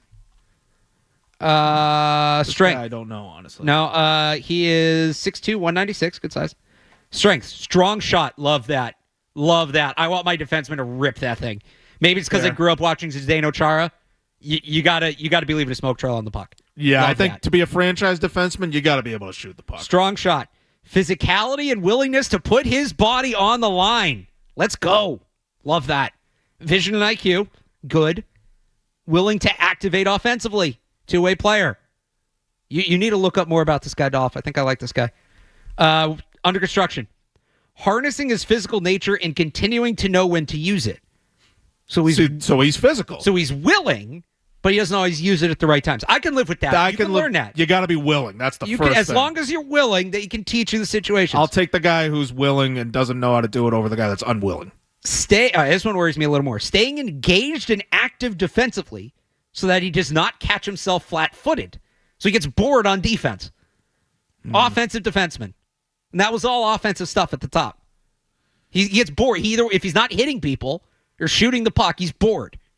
That's another thing. Like, he sounds like he could be good, but if you're going to be a franchise defenseman, you got to play both ends, and you especially got to play well the defense. And then explosiveness is down there as well. I worry about that more with forwards than defensemen personally. Atchinson's all-around game, led by his physicality, should translate well to the NHL. He will put up numbers he has, or will he put up the numbers he has this season? Probably not, but he has the skill set to be a strong enough second or third pairing defenseman and can go on the power play and penalty kill if need. No, they can't draft a second or third pairing defenseman. Okay, yeah. So I don't see him going 7th overall anyway. You want me to give you the guy that you missed because you didn't who's get the international? Well, I had one more too. Was Carter Bear, who I just wanted because of the name. Yeah, Bruin. Let me get this real quick. Strengths, grit. Carter Bear. He's got good bite to him. Bruin. He claws to the net. Hasn't shown outlier skating or shooting ability. His strengths are grit, instincts, positioning, puck battles. They're going to trade up and take Carter Bear. They're going to trade up to 2 and take Carter Bear. Real quick, it was the international player because we're late. Anton Frondell. Yeah. From Sweden. I've heard of this guy. Strength excels in small areas, strong puck protection, establishes attack and forecheck well, strong hockey IQ, complete player, high end compete level, under construction, work on first few steps. Maintain consistency, injuries, lowered draft stock, so maybe he could fall to 7. He sounds like a souped-up Charlie Coyle to me. The first few steps things worries me. You can't be stumbling out of the blocks in hockey. Right, it's like a left tackle can't have the. You can't have that. That's got to be the best. Man, I really liked that defenseman before we found out he didn't like playing defense. Yeah, you got to be able to play defense to be a defenseman, in my opinion. All right, any thoughts on who you want the Bruins take in the draft? What you want them to do this offseason? 617-779-0985. We got to take a quick break here. We'll be back. Boston's home for sports. 98.5, the Sports Hub. Coleman. It's electric. Call Coleman Electric. We'll yank your old wires, upgrade your panel, recess your lights, and charge up the EV. For any power problem or project, call Coleman Electric, and we'll be at your house in the flick of a switch. And if the switch is broken, we'll be there quicker. Coleman. It's electric. Calling all veterans, families, and proud Americans. On Saturday, May 24th, the New England Free Jacks proudly present the Tribute to the Troops Festival, a celebration of rugby, service, and American pride. Join us as we honor the brave men and women who serve our country with a day full of hard-hitting rugby, live music, great food, and ice-cold brews. The Free Jacks take on DC Old Glory at 5 p.m., with gates opening at 1 p.m. for community rugby and festivities. Let's raise a toast to those who protect our freedoms. Secure your tickets now at freejacks.com. Hey, it's Zoe. Spring savings at the Albrecht Auto Group? Yes, sir. This month at Woburn Toyota, lease a 2025 Corolla LE all-wheel drive for just $160 a month for 36 months with $39.99 down. Or just buy it for $23,044. That's over $1,500 below MSRP. Albrecht has the perfect ride for you. Whether it's new or pre-owned, get your next vehicle where I got mine. Swing by any one of the 8 dealerships and connect with Albrecht. Find your next car at albrechtauto.com. See dealer for details. Offer expires 6/2/25. Food for Free was founded in 1981 by a group of friends, and since that time, we've grown into the leading food hunger relief organization in Eastern Massachusetts. And Cambridge Savings Bank has been a thought partner in helping us achieve our financial goals. We now have the infrastructure that we need to optimize our fleet to move the greatest amount of food that we can out into the community. CSB helps nonprofits achieve more good. Visit CambridgeSavings.com, member FDIC.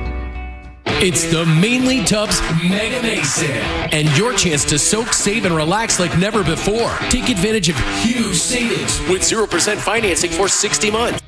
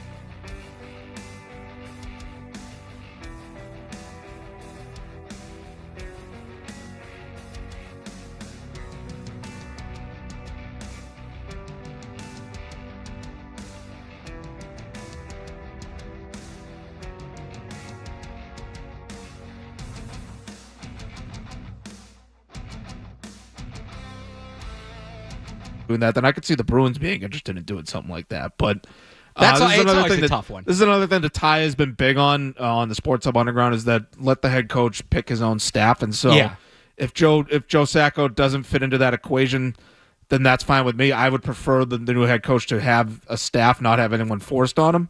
Sort of like the anti-Mike Vrabel having to work with Josh McDaniels and Elliott Wolf. Like I want the head coach and everybody else to be sort of on the same page, and so I'll leave that up to that guy whether he wants Joe Sacco to be on the staff. Well, this is the thing, because the Bruins they hired from within and they've hired familiarity. Are they willing to let a new coach run his own program? That's going to be a big thing. And even if it is Joe Sacco returning or Jay Leach who has familiarity here, right? Are they going to run the coach's program or are they going to run Don Sweeney's program? Well, no, I think they do They do have like a sort of a long leash in terms of the coach running the program. I think they want to have sort of the same vision. I think that it's going to be, Sweeney and Neely's vision and who can execute that. But I think once they get that guy in place, then he's going to be allowed to make his own decisions. But I think this is sort of part of the conversation. It's like, was it a Don Sweeney, Cam Neely thing with the young players and not bringing them up and not playing or was that sort of the coach wasn't doing enough of that? The coach wasn't getting through to the young players and he wasn't sort of, putting them in position to succeed. And I think they want a guy that's going to be able to do those things, and I feel like they haven't had that. And so I wonder how much of that was, Jim Montgomery or Bruce Cassidy before him in terms of not getting enough out of the young players and straight up not playing them enough. Like, I think they want a guy that's going to do that. But the vision is going to sort of come from the top, and they're going to want to be on the same page there. Speaking of young players, David and Quincy wants to talk about the Bruins draft. David. Yeah, how you doing, guys? Great show. Just got two quick questions. One, any update on the 6'7" center we drafted last year? I heard rumors he didn't have a great year at BC. And then my opinion is, with that 7th pick, I think they got to take the best player still available. I'd hate to see them, 3-4 centers go off the board and then they're forcing it. I think they need a little bit of everything. So just want to hear what you guys have to say. Thanks for the call, David. Let's do the second one first. You kind of talked about this before, but if there is a center run at the top of the draft, do they have to take a center when there's better players on the board? Or do they have to take a forward if there's like a really good defenseman that falls? I think it depends on how the draft falls. And I think in an ideal world, you get one of Frondell. Sorry, the names are Denoyer. And Jake O'Brien. I think those are the three guys that sort of make the most sense for the Bruins as a center at the 7th pick. And I know Roger McQueen you could throw in there too as a center prospect. So ideally you get one of those guys to fall. So you really need, I think Porter Martone is sort of the key to the whole thing. Like, can Martone go Porter Martone in the top 6? is the NHL's Abdul Carter. Right. And James Higgins is another guy that I don't really want because I'm afraid of the size, and I think he'll pan out more as a wing than a center. Way too small. So I think as long as Higgins and Martone go in the top 6 there, you'll get one of those other guys to fall to you, and you take the best guy available. What about, there were a couple, and I'm blanking on the names, but there were a couple guys there that we talked about that were like tweeners, like is listed as a center but will probably be a wing, or is listed as a wing but you said you thought could play center. Like, can they draft a tweener? It's the Will Campbell conversation all over again. Do they have to draft a defined center? Or if they draft a guy who may or may not be a center and ultimately he ends up playing wing, but he's still a good wing, like, can they afford that, or do they have to put emphasis on specifically that center position? They need that franchise center, Barthy. I think it's going to fall their way. Like, I think the only way it becomes really tough for them is if they get to 7 and Higgins is the best player left. Like, that is going to be where it's a tough decision. Like, do we take the plunge with James Higgins and hope that he can turn into a franchise guy, maybe put a couple pounds on? He's pan also out as a center? 5'10". It's not just the wing. Right, exactly. Like, can he pan out as a centerman, or do we jump him and we take, Carter Bear? How long are his arms? Oh God, we're not going there. It's what it feels like. So Pete and DJ Bean, Pete Blackburn and DJ Bean from the What Chaos podcast were on with Felger and Maz doing this. This was before the draft lottery, and we thought that the Bruins were going to be at 4, and it was like a 2 or 3 player draft. And I'm listening to them. I'm like, this is the exact same thing I'm saying about the NFL draft right now. Like, it's uncanny how much carryover there is between where the Patriots were and where the Bruins were. Now, there's different sports. I was okay with Will Campbell with 33-inch arms playing left tackle. I don't know that I want a 5'10", 177-pound center at the top of the draft for the Bruins, but there is something to be said for overcorrections. To the other part of the caller's question, they did draft a 6'7" center last year in Dean Letourneau, who, he did not have a good year at Boston College, right? He didn't really play. Wasn't he like a healthy scratch for a good chunk of the year? I don't know about the healthy scratch thing, but he's not playing like a prominent role there. He didn't score a lot of points. I think he had like 3 assists, no goals. That's what Hockey DB has 36 games, no goals, 3 assists, 6 penalty minutes. Okay, so I was right about it's plus 6. Like he's. I don't know about the healthy scratch, but he definitely wasn't playing a big enough role. And I think the problem was that he got rushed to BC, where he probably would have been better off playing at least 1 year in juniors. And this is a situation where like he should be playing somewhere where he can get heavy minutes. So like I don't know. Hopefully that works itself out at BC. Hagen's going away, and the other guys from BC coming into the league. Like, hopefully that works itself out in terms of the role he plays. Like he needs to be able to play all situations. Yeah. Like how do you develop on the bench? Like how do you develop like as a healthy it's a scratch? good point. You can't do that. Like so I think the problem was they sort of rushed his development. They rushed him to BC as opposed to playing him in juniors. I think it's too early to give up on Dean Letourneau, but like I think like hopefully you just hope it didn't stunt his development. Hopefully it's it just takes another year to sort of pan out because he went to college a little soon. You got to play. You got to play to get better. That's just the reality of any sport. You learn by doing. That's how it works. All right, I see your Bruins calls lining up. I do want to get to the Red Sox too. Alex Cora. I was given an update on Alex Bregman's conditions, so we'll get to that. But we'll get to your calls next. 617-779-0985. You want to join us here. It's Barth and Dolloff on the Sports Hub. Boston's home for sports.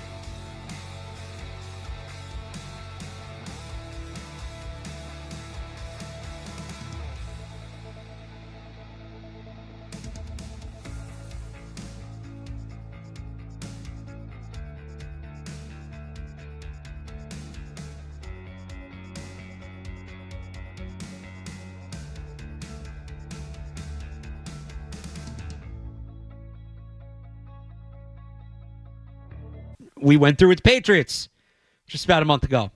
So naturally, right, we're talking, all right, well, do they take this guy, that guy? Is this guy the right size to play this position? The other big thing, well, it's the fourth pick in a 3-player draft. Why don't they just trade up? Gary in Marblehead wants to have the Travis Hunter conversation. Gary, how we doing? What's up, fellas? First and foremost, go Bombers. History College, shout out. Yeah, I mean, listen, the Bruins likely won't be back in this spot again, hopefully. So while you're up here, I think you got to trade up for Misa. He's the only surefire forward in the draft. He's big body. I don't think he's NHL ready, but he's close. So I think you just got to do it while you're here. So there's the take for you. Thanks for the call, Gary. Matt, can they do it? I have no idea. I've never looked at like the value chart. There is an NHL value chart. I looked this up. There is. Here's the thing: they do have 2 second-round picks this year, so I'd be open to that for sure. Like I think Meese is going to be an elite offensive player in the league. I think he's going to be that type of guy. How about 100-point guy? How about just trading up in general? Yeah, I mean, should that be discussed more than it has been? Maybe, but like this is a draft where like you shouldn't have to trade up to 3 or 4. Like I feel like this is a draft where you can sort of let the draft come to you if you're not going up to 1 or 2. I think this is sort of a 2-player draft when you look at Schaefer and Misa. I think those guys are in another tier. The next tier down is guys who could be really good players, but not necessarily like the surefire franchise guys that I think Misa and Schaefer can be. And so I think it like there was a long time like the Bruins were never going to get into that top 3 unless they won the lottery. Like they weren't going to finish the season higher than the 5th worst record. So I think if you can get up to 2, I would do that. But other than that, I don't really see the need to get up to 3 or 4 or something like that. So I'm trying this this trade chart now because Puckopedia has one. The Bruins' top pick plus both their seconds for 2. They'd also have to throw in next. I would do that. So 7, both seconds this year and a second next year. I would do that. I don't think that's realistic. This trade chart said when I put in just the 7th pick and asked what else I'd have to do, it said next year's first. Would you do that? So you're trading 4 players now for Misa, basically? Yeah. Well, 3, I guess, technically. Yeah. That once you start getting into next year's pick, it's a little tough. But I'm open to the idea of trading up for Misa, I would say. So just trading up in general, what's tricky is you look at who's ahead of them. Philadelphia is 1 spot above them there in 6th. Philadelphia not only has 3 first-round picks, they also have 4 second-round picks. They have 7 top 50 picks. So why are they moving back? What incentive is there for them to move back? They're moving up. They're consolidating. All right, so you can't move up to 6. They're not going to answer the phone. Not that many teams can have multiple first-round picks. Nope, Nashville has 3 of them. They're picking 5th. They have 3 first-round picks. What's the incentive there? Now, Utah only has the 1. So if you're moving up, I think the lowest, you're not moving up 1 or 2 spots. At least you're going to 4. I wouldn't hate them moving up either. Because the draft history hasn't been great, and I'd rather they just take better players. So I just think the way this thing is, I think it's going to fall to them. The way the chips are going to fall in the way that they don't have to move up. That's how I'm looking at this draft. We went over at the last break, right? Where like the guys that you want to go sort of ahead of them so they don't have to be forced to take a guy that's not a center. I think a center is going to fall to them. So I just don't see the need to move up. What do you look? This whole time I've wanted to talk roster. We've only talked draft. What do you want to see him do in free agency? Do they have the flexibility to do anything that they realistically need to do in free agency? There's not a whole lot that they can. There's not a lot of great unrestricted free agents. Like Mitch Marner is the big one. I don't see the need for them to become just like we're going to be the right wing team. Our team is just going to be built around our top 2 right wings. Like I like Mitch Marner a lot, but I just don't see the need to take that kind of plunge. Like save that money for a different player, a center or a defenseman, ideally, if you're going to spend that much money on a free agent. I want to see them go into the restricted free agent market. And we've wrote about this a lot, both me and Ty at 985thesportsup.com, where they got to try to do what St. Louis did last year, which is they pried away Dylan Holloway, who was a former first-round pick forward, and Philip Broberg, another top 10 pick defenseman. They pried them both away from Edmonton via offer sheet. These are 2 guys that are in their early 20s, hadn't really panned out yet, and so they were able to get them relatively cheap, and they only had to give up, second, third-round picks to get them. And those guys, they had breakout years basically with the Blues this past year. Blues back in the playoffs, Jim Montgomery, that whole story. they were the hottest team in the league down the stretch. Like, if the Bruins can use their second and third round picks to like identify those guys where they pick a former high draft pick that can really pan out here, but they can get them on the cheap because they haven't panned out yet. Like, that would be my top move for them in free agency, is the restricted market. Isn't that kind of what Casey Middlestat is? Is what? Like that top high former draft pick that they got affordably that hasn't panned out? He's more like a Pavel Zacha, where like, yes, former high draft pick, and no, he hasn't panned out, but like he's played a little longer. Okay. And he's had a few years of, 50, 60 point production, where I guess Zacha never panned out until he got here. But he's played a few years, and he's played for a few different teams, where I think Middlestat is closer to being like is what he is, as opposed to the guys that the Blues got were like they didn't really know what they were. More untapped upside. Untapped upside. You're sort of making a bet on the future, as opposed to like he's more established. EJ Hradek of NHL Tonight had this yesterday, or this was at 3 a.m. Okay. From what I'm hearing, at least one team's willing to hit $10 million a year for Sam Bennett. Should the Bruins be in on that? Absolutely not. No. I don't think. I mean, I guess you got to look at the cap going up and the market and all that.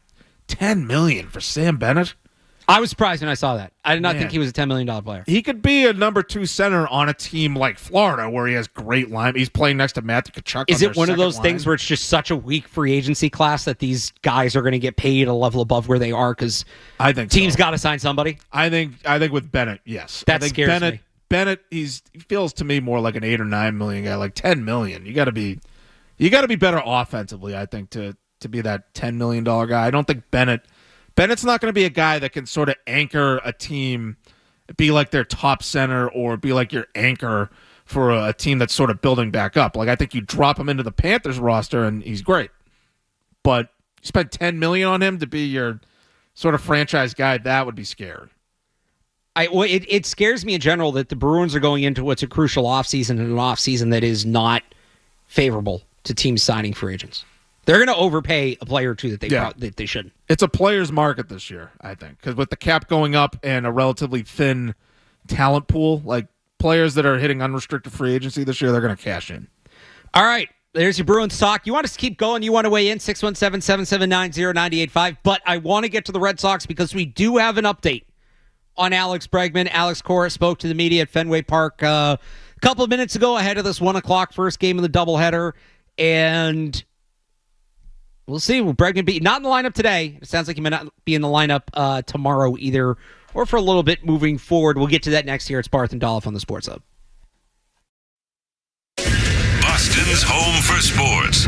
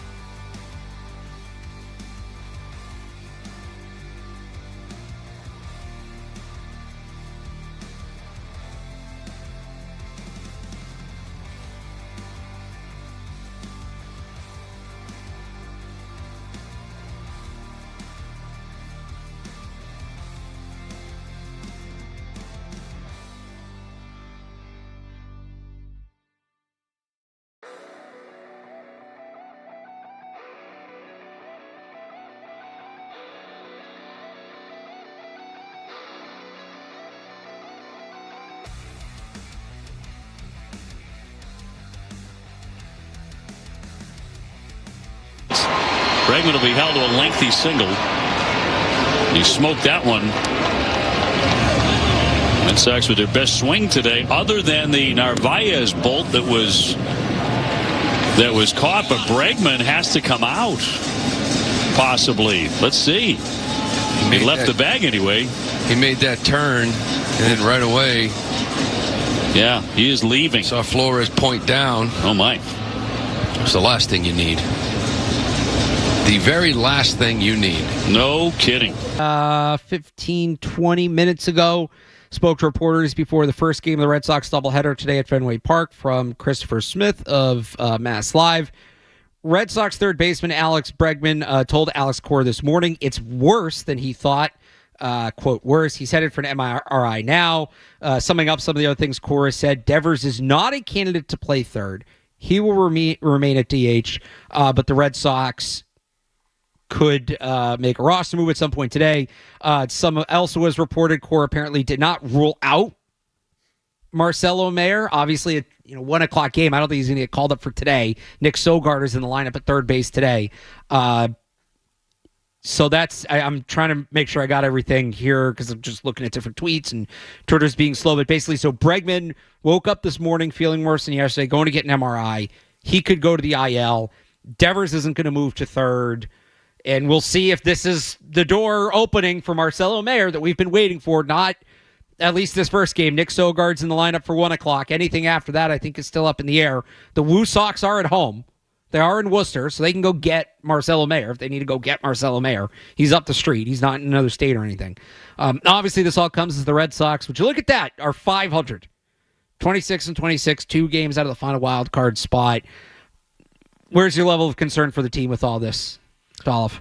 Concern is high. Concern would be high even if they were healthy because they're just underachieving in terms of the talent that they brought in, the way they reinforced the roster. Maybe we were just overrating the pitching going into the season, so maybe that just wasn't. Maybe they were destined to not be as good as we thought they might be. Certainly in the bullpen, but even the starting pitching.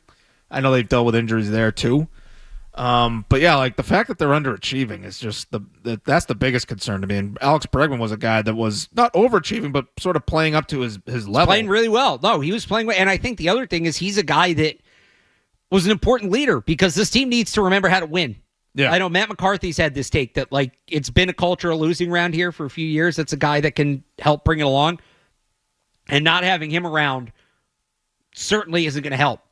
And it's a concerning injury. And I looked at that yesterday. I didn't think IL stint.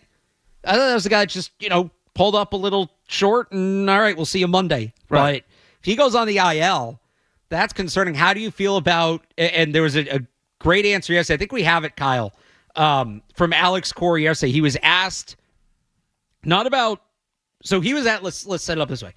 Alex Cora was asked who the options are at third with Alex Bregman out. Tell me whose name you don't hear. Tell me if there's a name that stands out here that you do not hear. Who else, from among people here, who else are you comfortable with at third? At third, Sedan. Sedan can play third. Soga can play third. Torre can play third. He hasn't played there. I don't know how much KC played last year. I'm not sure. We know Connor can do it. So, I think in case of an emergency, we can, move Casey to the outfield, Sedan to the infield, and go from there. So he's talking about moving guys all over the diamond. Left, right, up, down. I think Connor Wong's on the IL, isn't he? Or is he back and backing up, but like the backup catcher is going to play third? Whose name didn't you hear there, Dolph? That would be one Rafael Devers. Rafael Devers. The guy, their third baseman last year. Third base. The guy who threw a whole stink about wanting to play third, and obviously Cora said in his update this morning that that's not an option. Should they be asking Rafael Devers to move again? At this point, if Bregman's not going to go on the IL, you don't need to worry about it. But if Bregman's going to miss, call it 2 weeks, should they be asking Rafael Devers to play third? No, at this point, just leave him be. Because, look, ever since they asked him to play first base, I got the numbers here. Some sabermetrics for you, Barth. Ever since they asked Devers to play first base. Which he hasn't even done. And then he threw a public fit since May 8th. 14 games. He's batting .442. Oh. He's got 7 home runs, 24 runs batted and 1.444 OPS. He has been tearing the cover off the ball ever since they asked him to play first.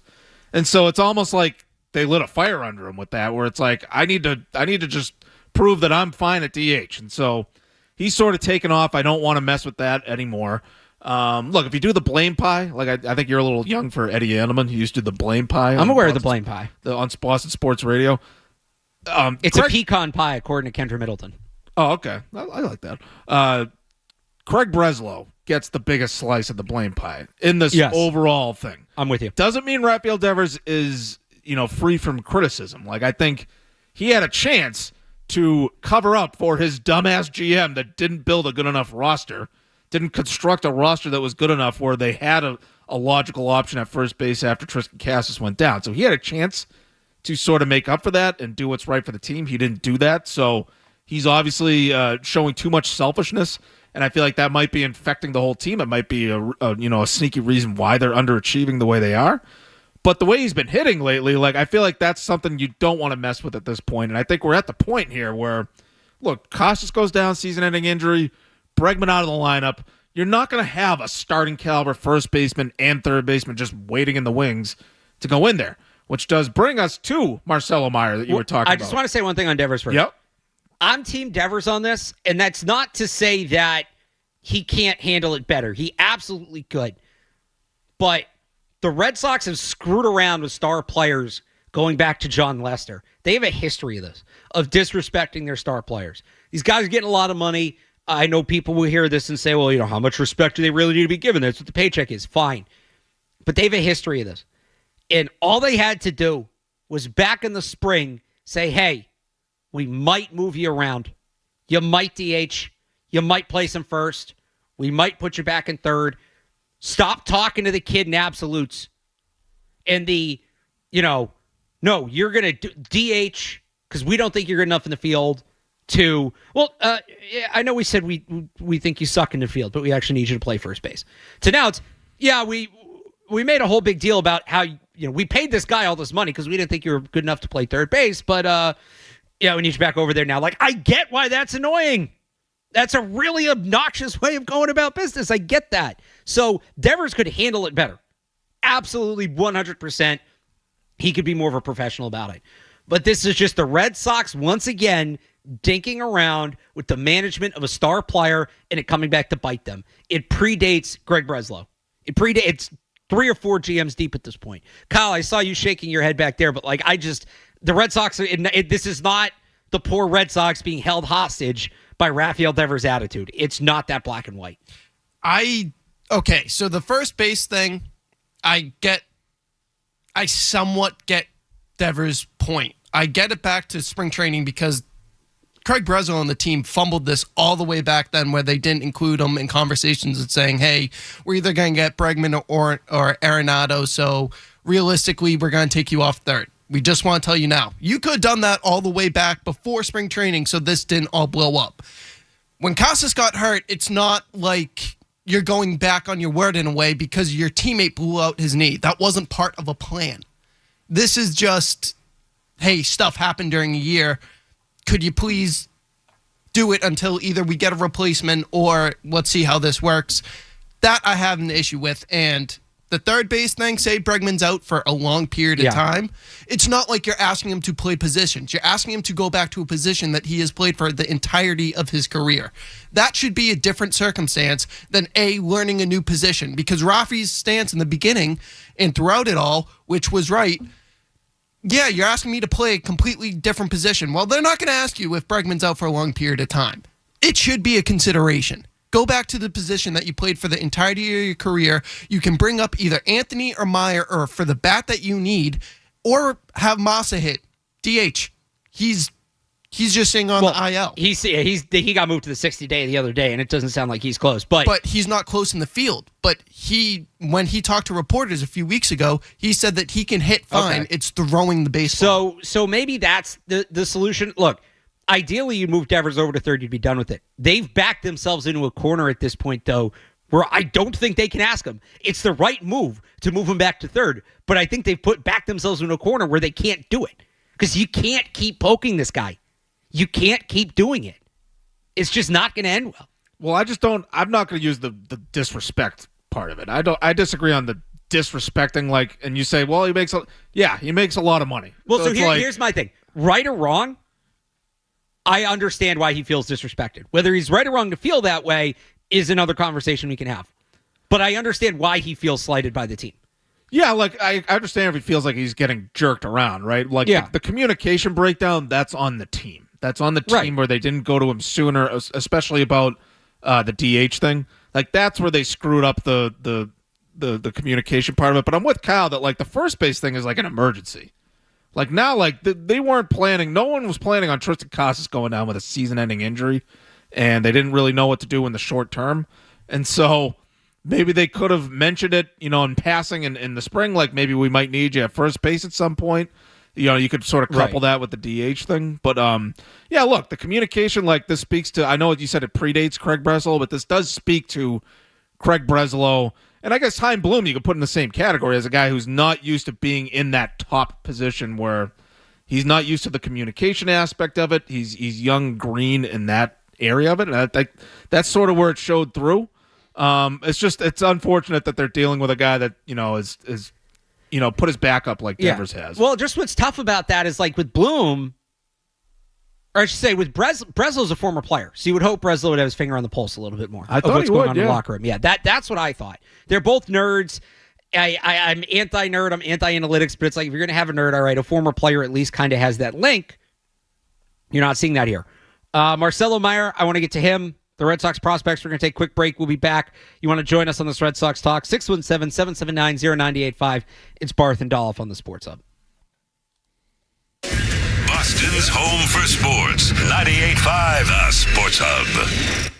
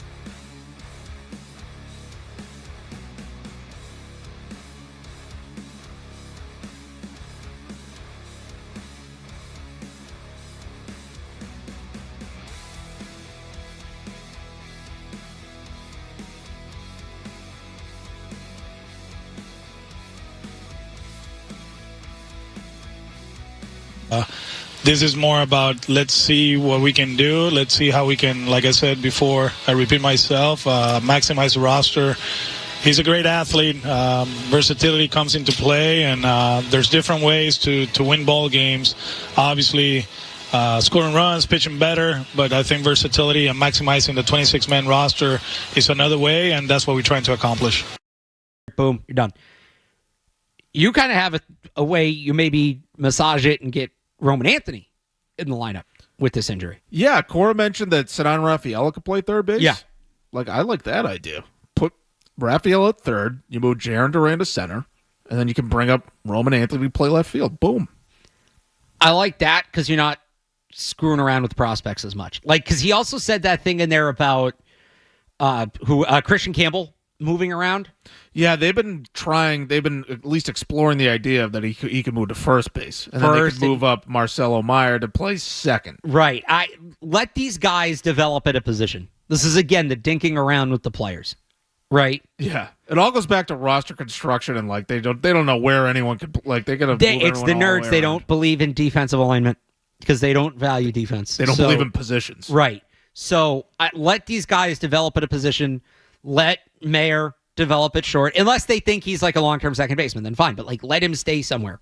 Let Anthony stay somewhere. Let Campbell stay somewhere. So I'm all for the least amount of juggling. And, from everything I've seen, and I don't follow this as closely, some people, but it seems like Anthony's the better prospect of the two. Get him up. Get the better player up. They need the better player. So I don't hate that either. Here's the lineup for today. You ready for this? Red Sox just tweeted this out. Oh, no, they tweeted this out an hour ago. Somebody just put it on my timeline. Left field, Jarren Duran. Designated hitter, Rafael Devers, batting second. I'm going to go back to my play-by-play days here, actually. Leading off for the Red Sox in left field is Jarren Duran, batting second. Designated hitter, Rafael Devers. Batting third in right field, Weiler Abreu. This is where it gets weird. Ready? Cleanup, catcher, Carlos Nevarez. I get Nevarez has been good. Rookie catcher hitting cleanup. That's not a great sign. It's not a great sign. That's crazy. Batting fifth at third base, Nick Sogard. Batting sixth at shortstop, Trevor Story. So Trevor Story's hitting behind two rookies. Good. Excellent. Worth the money. Batting seventh at first base, Abraham Toro. Batting eighth at second base, David Hamilton. And batting ninth in center field, Ceddanne Rafaela. That is patchwork. That is patchwork, plain and simple. They need to start getting some established bats, maybe isn't the word, because these guys are rookies, but they've got to start putting some real names and some real talent in that lineup. One thing that I'm just going to raise, if they bring up Anthony, say, go with Matt's plan. Yeah. What do they do if, say, Bregman's only on there for 10 days?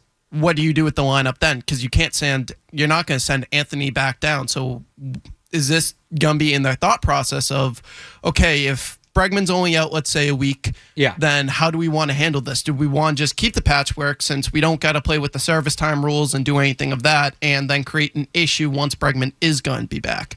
Because once you call up Anthony, you can't put him back down. So can't Rafael also play? Can he play anywhere, basically? Yeah, he's kind of a utility player. Yeah. So you have that flexibility. I think you're only doing this if he's going to be out for a couple weeks, close to a month, and you reevaluate there and somebody else might get hurt or whatever. You're not doing this if he's only out a week. The other thing is, and maybe this speaks to the value of making Meyer the call-up instead of Anthony, it is time to have a conversation about Trevor Story. And you have Mayer in the lineup, and that puts the pressure on Story. And if Story can't figure it out, when Bregman comes back, Story goes to the bench, you send him down. I don't know what you do with him, but you do something with him. And now it's Mayer at shortstop and Bregman at third. Yeah. So maybe that necessitates it being Mayer being the first one called up. That's a good point, Kyle. I'm at the point that I just designate him for assignment. Trevor Story, just cut bait, move on. I don't know what the implications of that are, if they're even able to do that, but I just move on. I feel like it'd be mostly financial. Yeah. Can he play second base? Maybe you move him to second base if they want to move Christian Campbell around. I don't know. Did he play second base when he first came here because they still had Bogarts? Yeah. He's a roadblock. He's a roadblock. Yeah, the problem is he can't hit. That's the problem. Right. He's been good in the field. That's what I thought it was going to be the opposite because he's obviously had all these arm issues. But no, his fielding's still fine. We got to hit a break here. You want to call in and talk Sox, 617-779-0985. It's Barth and Dolloff on the Sports Hub. From the Tell Your Tire Studios, WBZ FM and HD1.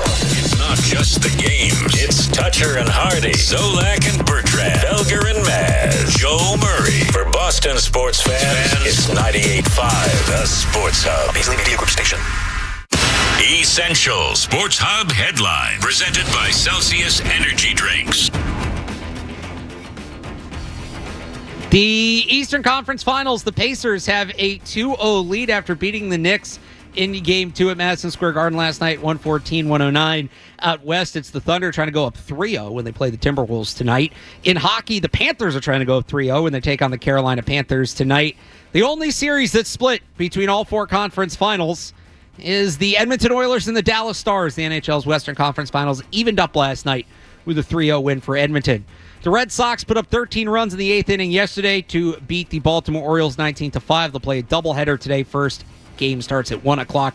Alex Bregman not in the lineup in Game 1. Nick Sogard at third base. Sounds like we might not see Bregman for a bit. Alex Cora told reporters before the game today that Bregman will undergo an MRI and did not rule out a stint on the IL. It's a doubleheader for the Red Sox, so 1 o'clock start for the first game. Hunter Dobbins gets the start.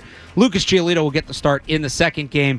And the New England Revolution take on Sporting Kansas City tonight at 8:30. You can hear that one right here on 98.5 The Sports Hub. Sports Hub headlines are brought to you by Celsius Energy Drinks. Refresh your energy with zero sugar, essential vitamins, and proven ingredients.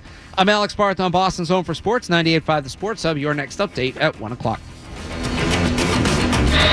Get the app. There's the potential there for big stuff. 98.5 The Sports Hub app. Get the app. When it comes to Boston sports, we're fans just like you. 98.5 The Sports Hub. Bruins, we've talked Red Sox. You want to join us on any of it? 617-779-0985. You got any Celtics thoughts there, Dolph? I saw you writing about the Celtics quite a bit this week on 98.5thesportshub.com. Yes, I became very interested in them once they started to suck. There you go. Well, what'd you learn?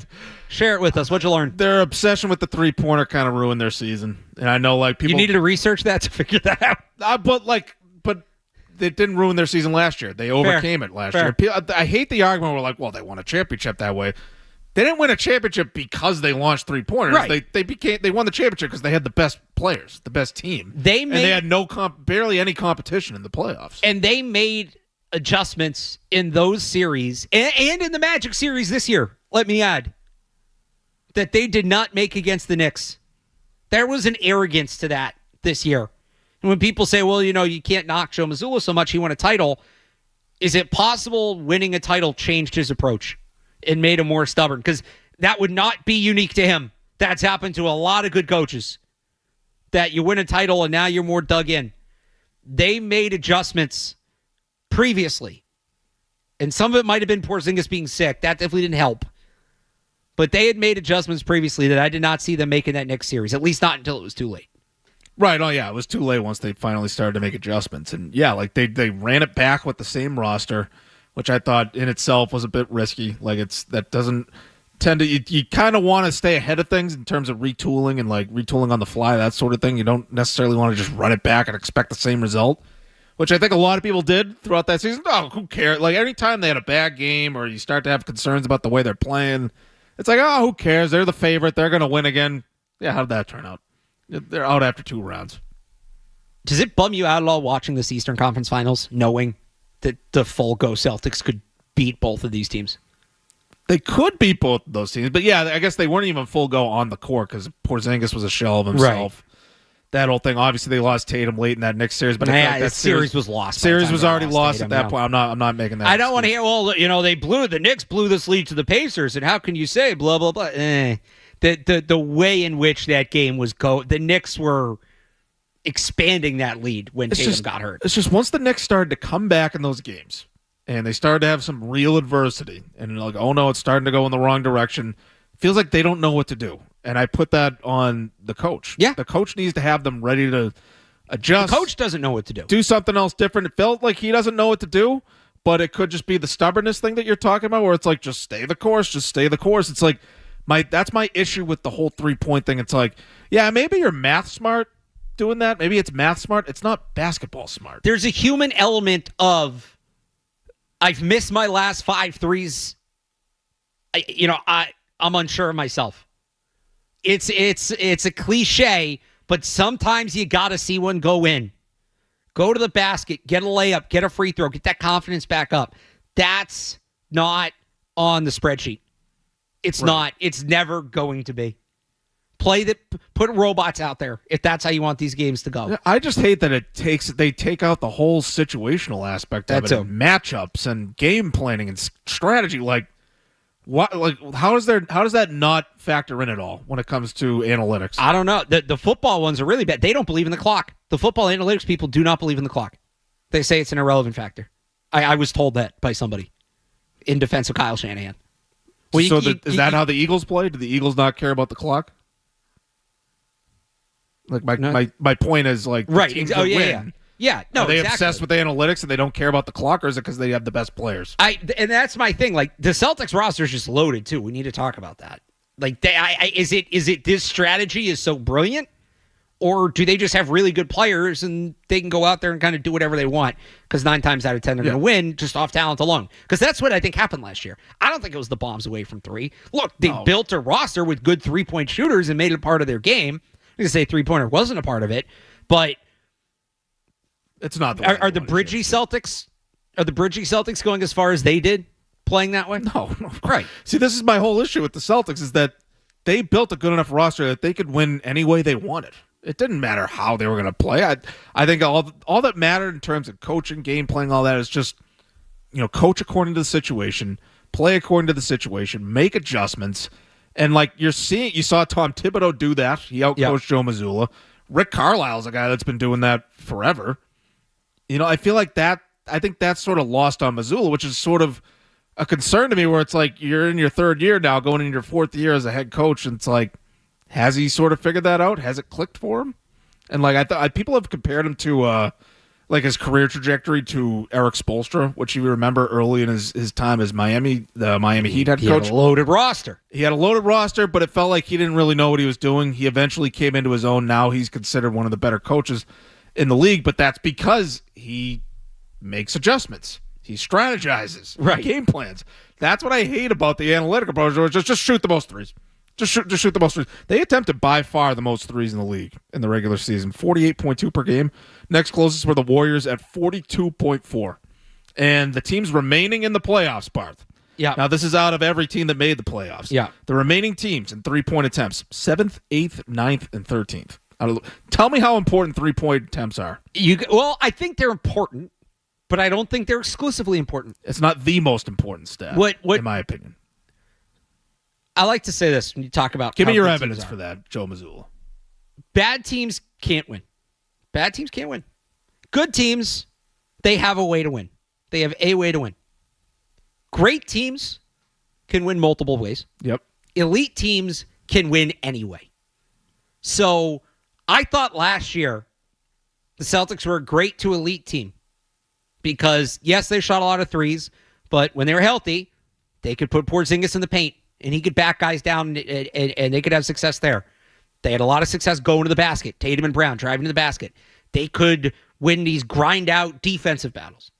They could win a lot of different ways.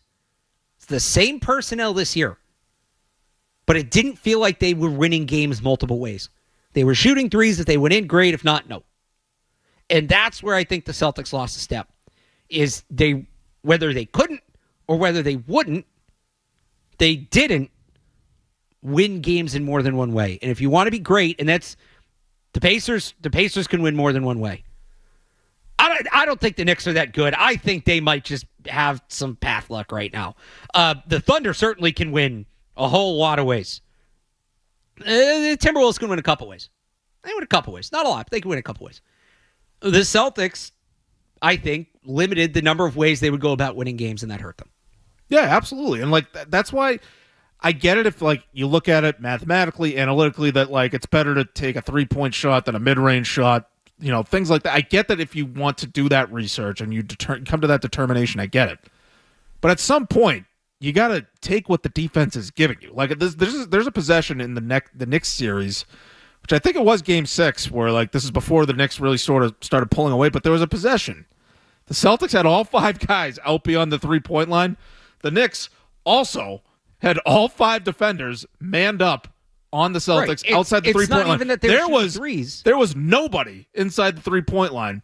If I'm the Celtics in that situation, I call some kind of play. Backdoor cut. You cut to the hoop, you're wide open for an easy layup. No, whoever did, they either chucked a 3 or turned it over, some combination of that. And that to me was the whole thing in a nutshell. Where it's I get it if you want to attempt threes, you want that to be a big part of your game. But at some point, you have to play according to the situation. And I think that's why analytics haven't really sort of taken over football in a sense, where in football, they're trying. They're trying their damnedest, but I think eventually you do have to sort of play according to the situation and what the defense is giving you.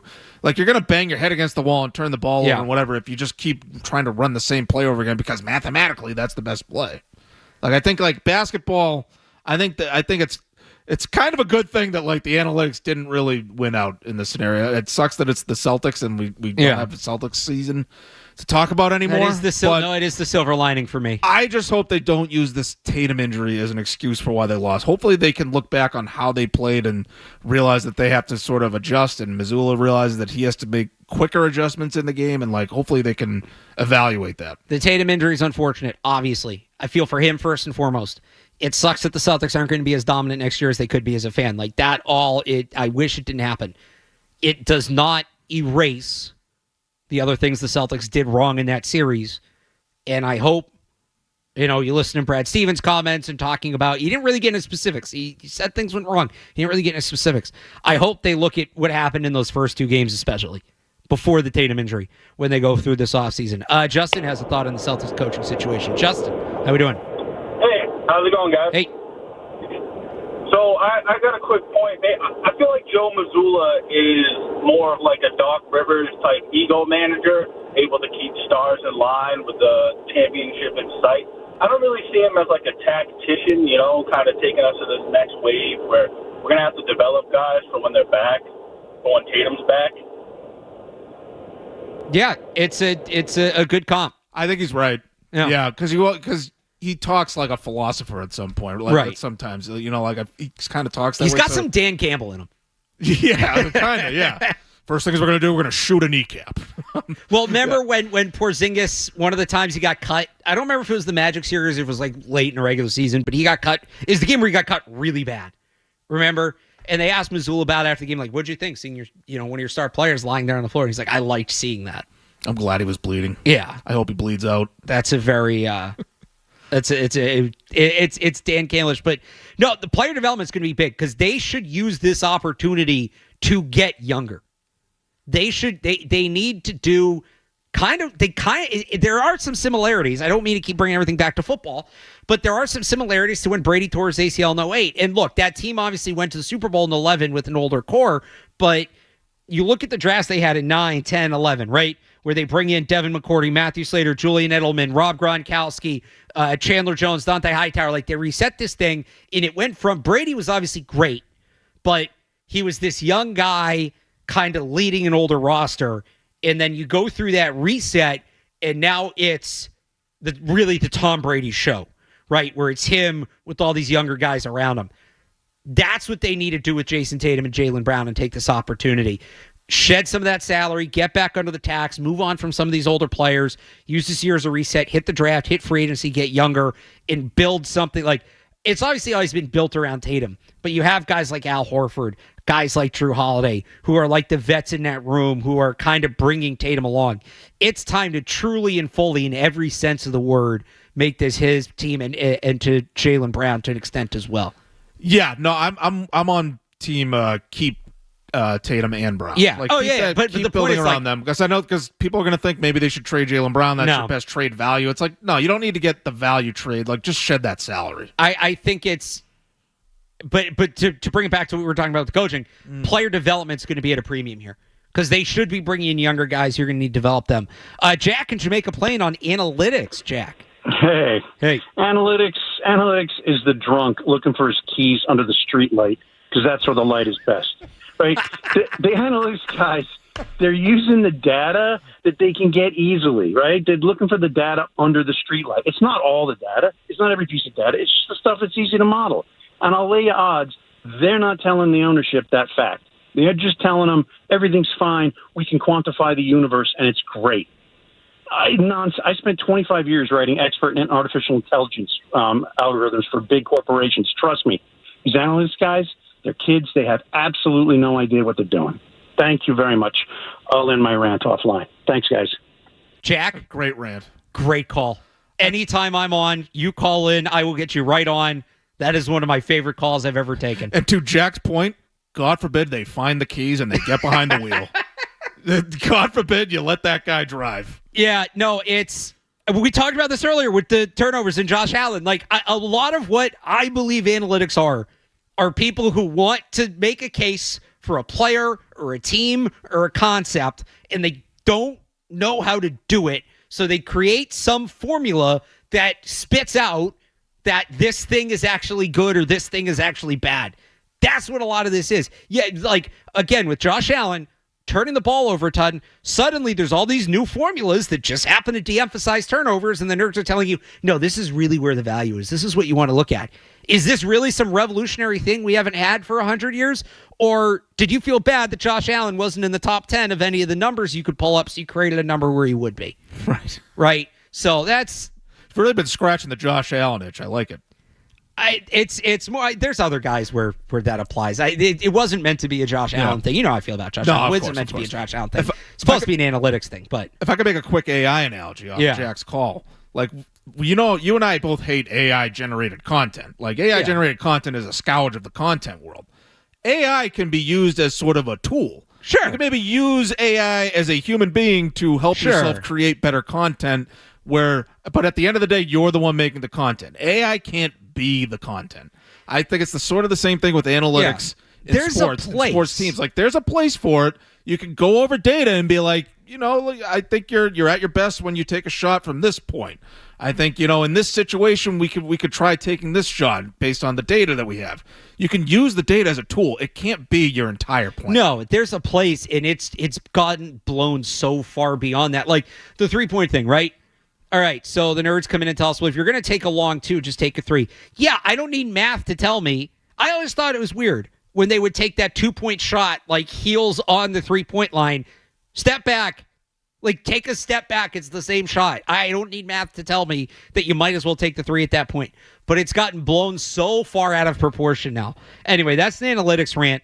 I want to. There was another way I wanted to start that segment that we got nowhere close to, but with Jason Tatum being out and the trajectory of the Celtics and all of that, I want to kind of look into the crystal ball in the next year of Boston sports, because here we are, Memorial Day weekend, entering the summer. This is, I know baseball plays, but this is sort of the off season for sports. So as we look ahead to like the 2025-2026 sports year in Boston, I have an important question for you, Matt Dolloff, that I will pose to you on the other side of this break. Plus your call 617-779-0985 here on the Sports Hub.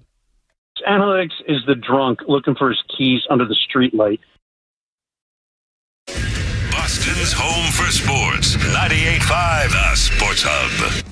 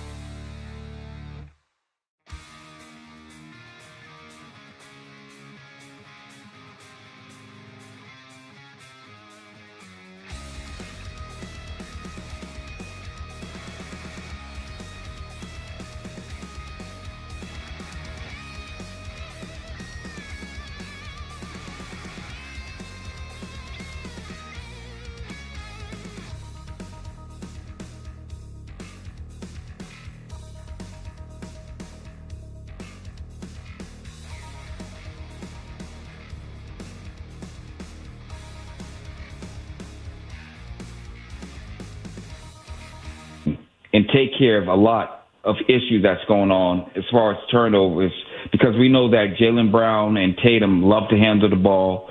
We're talking about a guy that's averaging 24.5 points per game. His percentage when it comes to the field goal is 41%.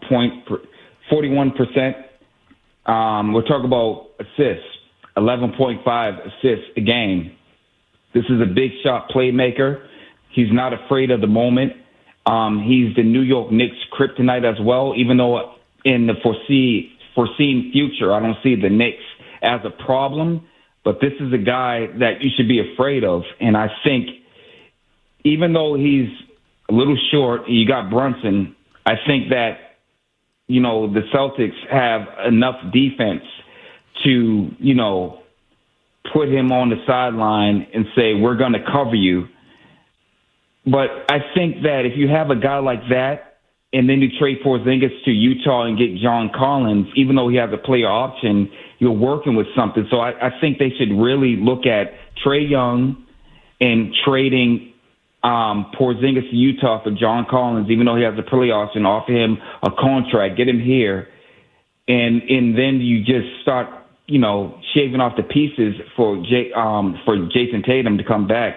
But once he comes back, you have a guy. All right, yeah, we Trae Young and John Collins. That would be the lineup. What do you think? Recreating the Atlanta Hawks, basically. Yeah, we want to be the Hawks. No, I like the two players. I like John Collins. I think John Collins would be like, he would almost force them to play a different way than just launching 3-pointers. They need a guy like John Collins. So I would like that. I don't know why Utah is taking on Porzingis. Trae Young, you want to talk about a fit for Missoula ball? A guy that could just launch it from anywhere. So yes and no. Yes and no.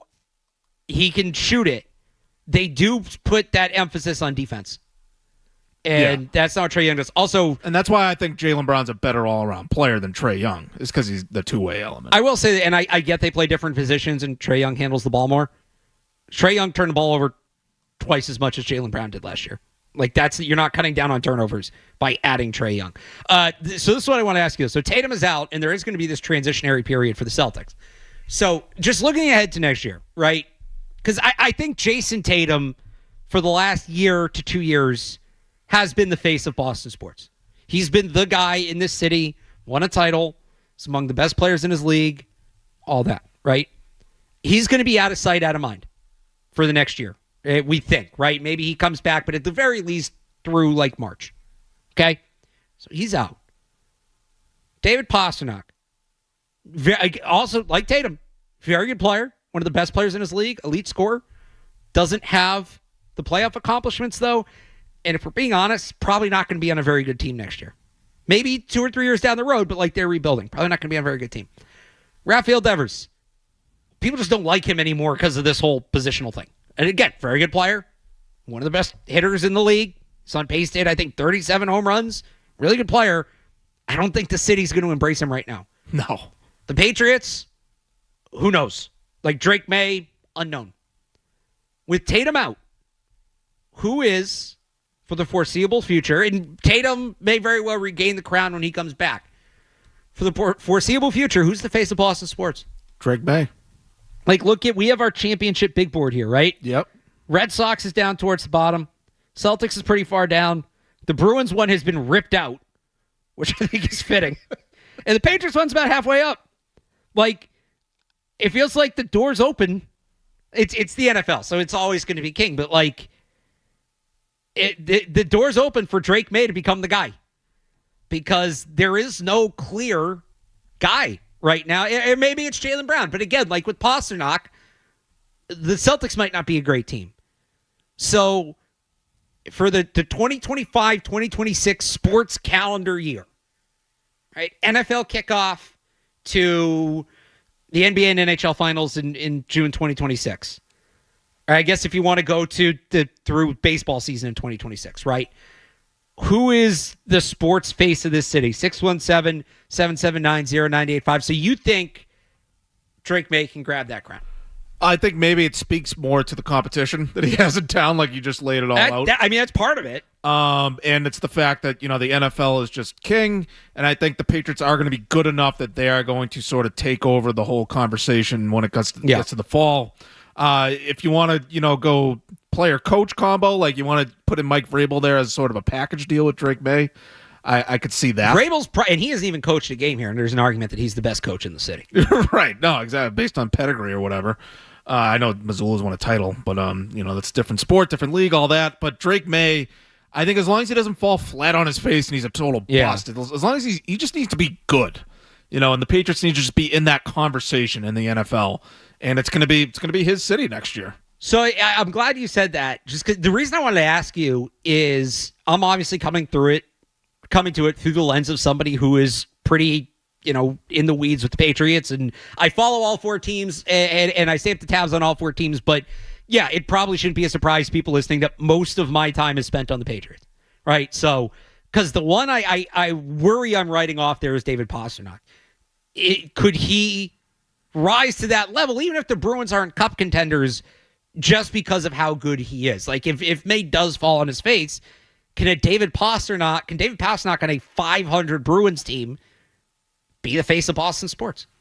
Well, yeah, like if you look at Drake May, he's just like above average, but David Pastrnak is like a top 5 player in the league, which is not unrealistic. Like on either side, there's a difference between being the best player in town and being the face of the town, right? Right. So I guess that's sort of, you consider like the rankings of the league. The best player in town without Tatum is Pastrnak. It might be with Tatum, like that's a Celtics and Bruins fans can fight that one out, but. And I'll push back on the Bruins like not being good next year. I think they want to have a quick turnaround. Like, okay. I don't know if they're going to be great. They're going to be elite. Like that would be awesome if they had the Washington Capitals type of turnaround. But I think they're gonna restock and retool enough that they're going to be good again. So I get they want to do that. Do the opportunities exist this offseason for them to do that? Because the players have to be available. You can't just say, like, all right, well, we're going to add, a second line center, and we're going to add a wing, and we're going to add a top pairing defenseman, and get a better backup goal. And all right, well, those players have to be out there to get. Yeah. Well, and like you said earlier, it's a weak free agency year. Weak for free agency, but you'd probably have to make a hockey trade. Where like this is another part of the conversation. Sorry to keep bringing it back to the Sports Hub Underground with Ty Anderson. No, please do. Go download that. Promote it. Don't give it all away, though, because then they won't download it. Yeah, of course. We'll tease it for next week. But Don Sweeney needs to start making big boy moves. He needs to start, asserting himself like he's a top GM in the league. And I don't think he's done that really with his offseason moves at all. And I feel like he's made a lot of deadline moves. He's made a lot of big deadline moves, but I feel like it takes less chutzpah for a GM for a GM to just trade a bunch of draft picks and bring in a guy that the other team wants to get rid of this guy.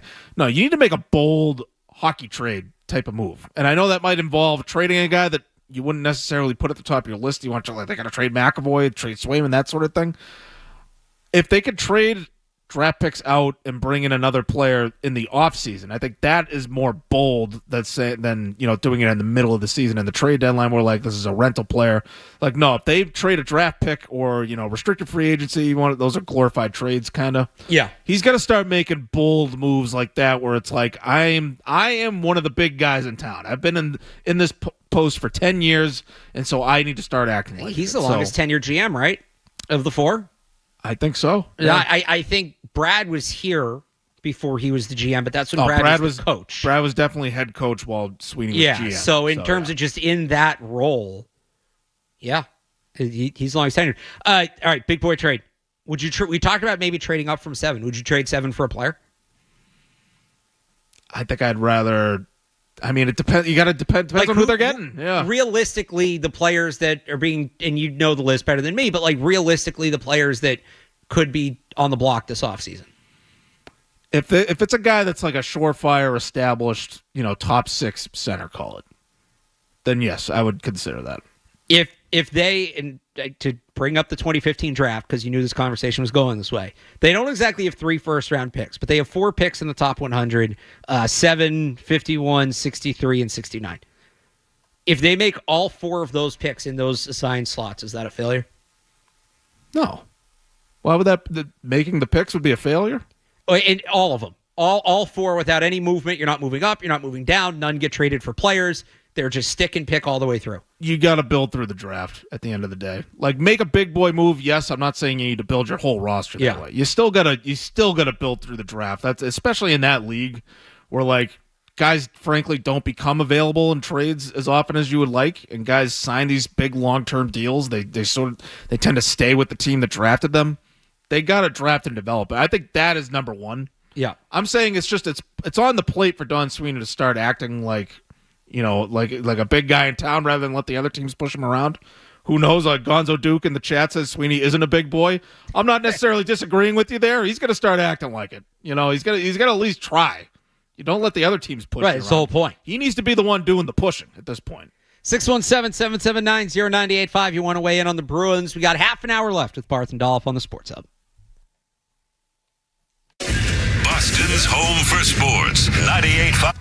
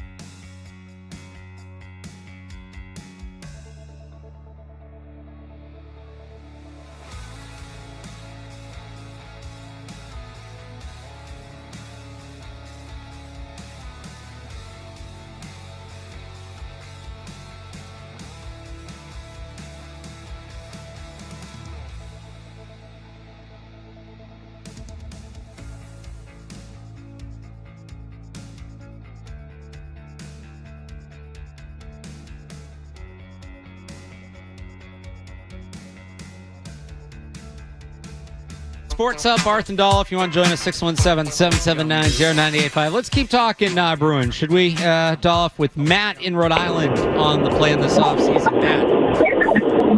Hey, how's it going, guys? Hey. I was thinking about this after I saw Don Sweeney just got another 2 years, and he's been there since 15. And during his time, he's put together 2, arguably 3 Stanley Cup winning teams that the execution has just failed. I'm one of the biggest Don Sweeney haters, but I feel like when you look back on that tenure, you can't give it too much crap because he's proven he can put that roster together, and I don't think you can blame a year like 19 or 22 on him. But yeah, that's my thoughts. Thanks, guys. Thanks, Matt. So 22, I don't blame on him because that team was great. They invested correctly, and it's part of the reason in the hole they're in now. But they invested correctly at the deadline because if they'd won that cup, I don't think anybody would really care that they're resetting right now. Right, that was all in for them. Right, so 22, I don't put on him. Do you trust him to build this thing back up? I guess is the question. I don't necessarily trust him to build the thing back up, but I do agree with Matt in Rhode Island that I think the hate goes overboard. Okay. If he's the worst GM in the league or one of the worst GMs in the league, then how the hell are they still a playoff team in 2024? They don't even have Bergeron or Krejci. All they have left from before him is basically Marchand. And Pastrnak wasn't one of his draft picks technically, but he was assistant GM, and he was in player development and all that stuff. So he had some hand in Pastrnak.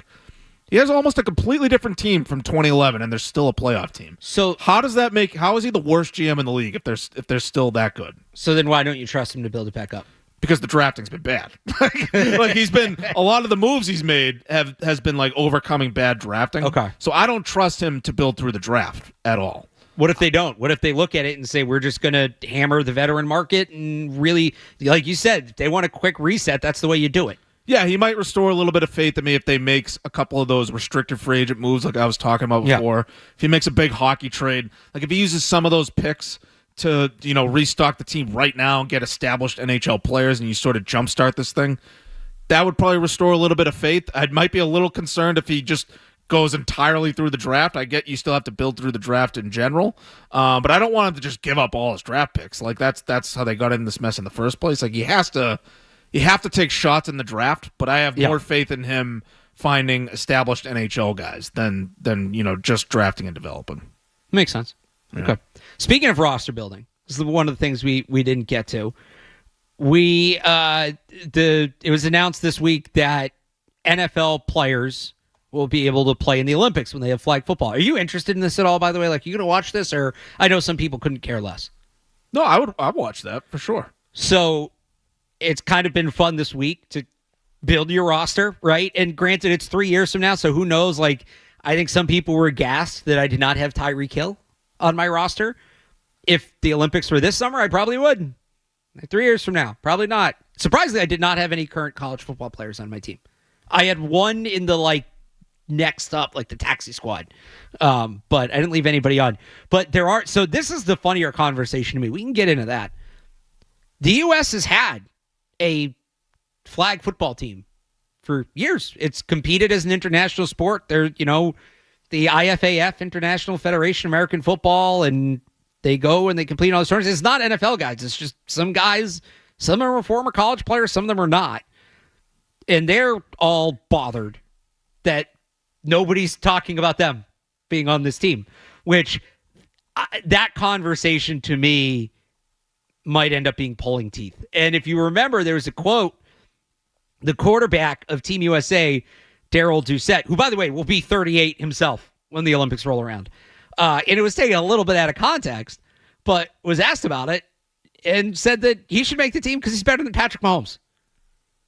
The full quote was, "I'm not hiding from the competition. None of my teammates are, nor anybody else in the flag football world. But at the end of the day, I feel like I'm better than Patrick Mahomes because of my IQ of the game.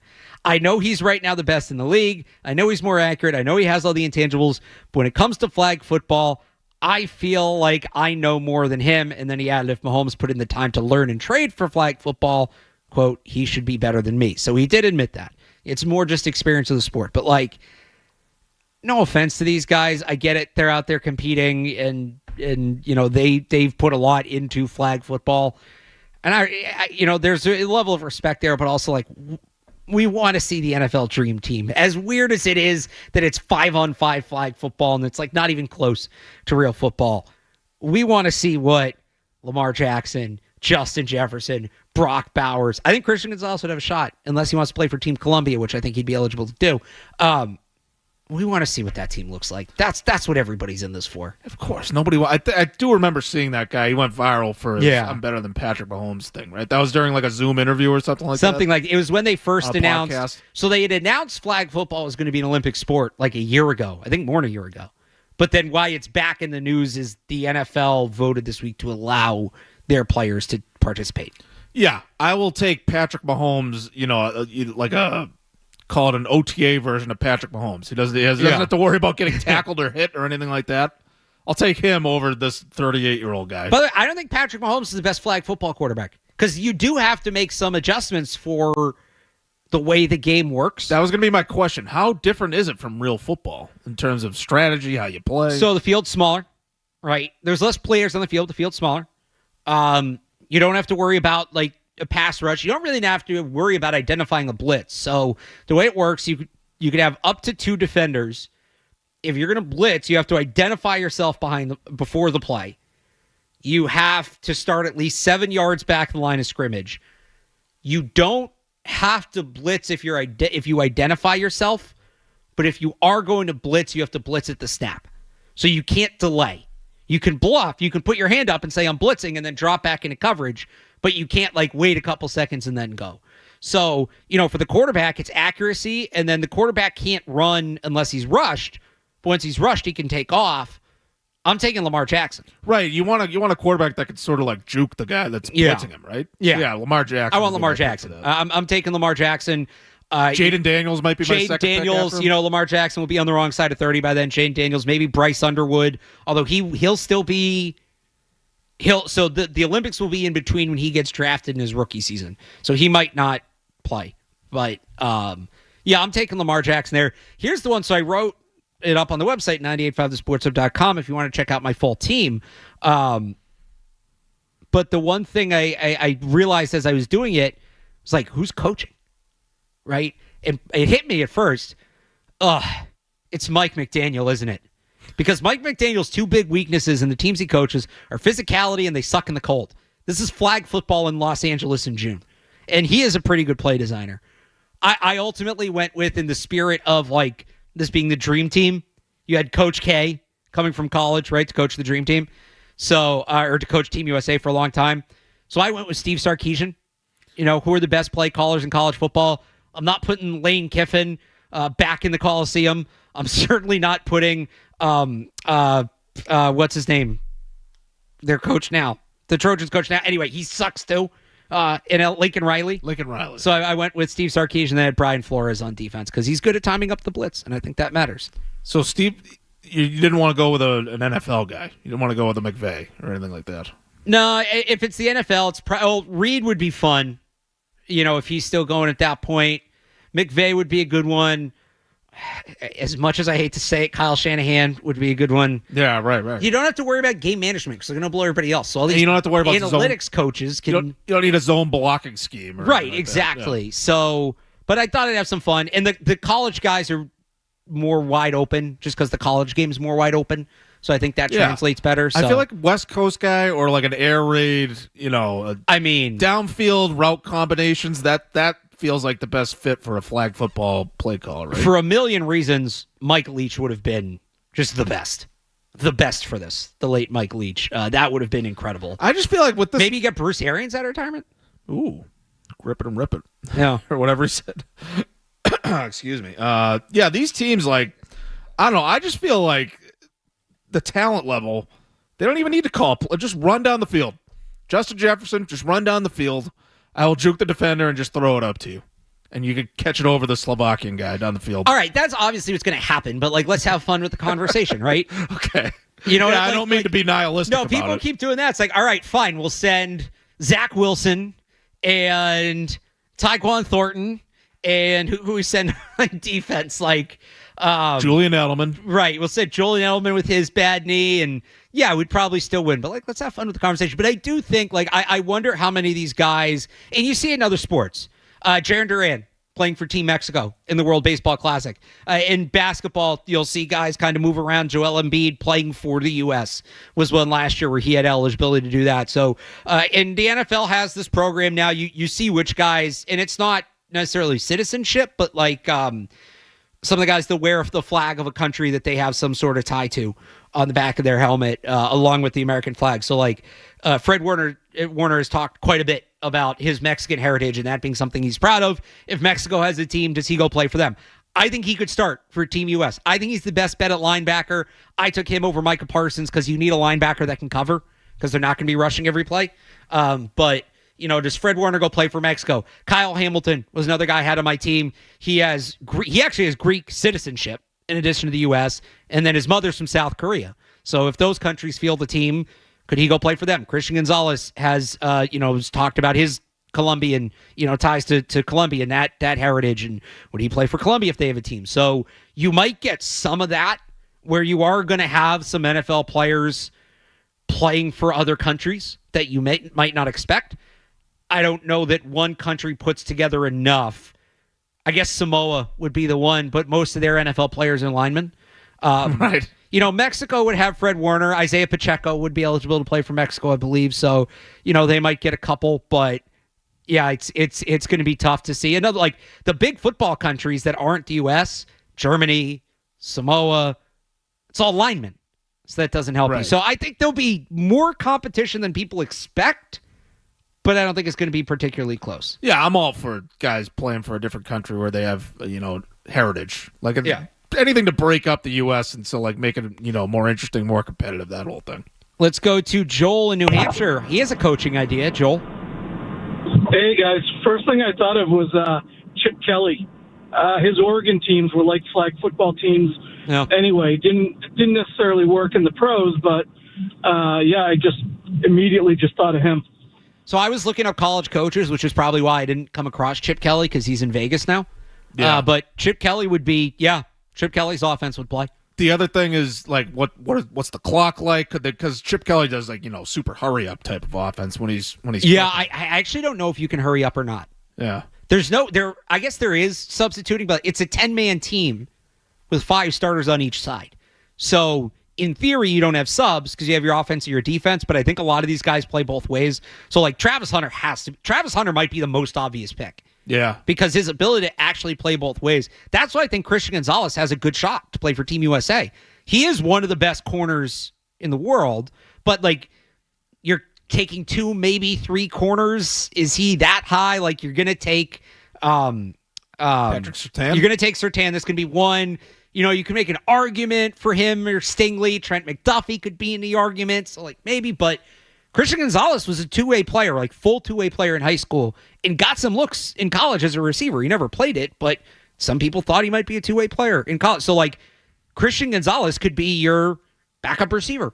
Right. So, again, he could play receiver against a Slovakian defensive back. Maybe Marcus Jones sneaks on the team, honestly, just with that versatility. So, I don't know how that works with the clock, but there are going to be some nuances that you definitely have to consider.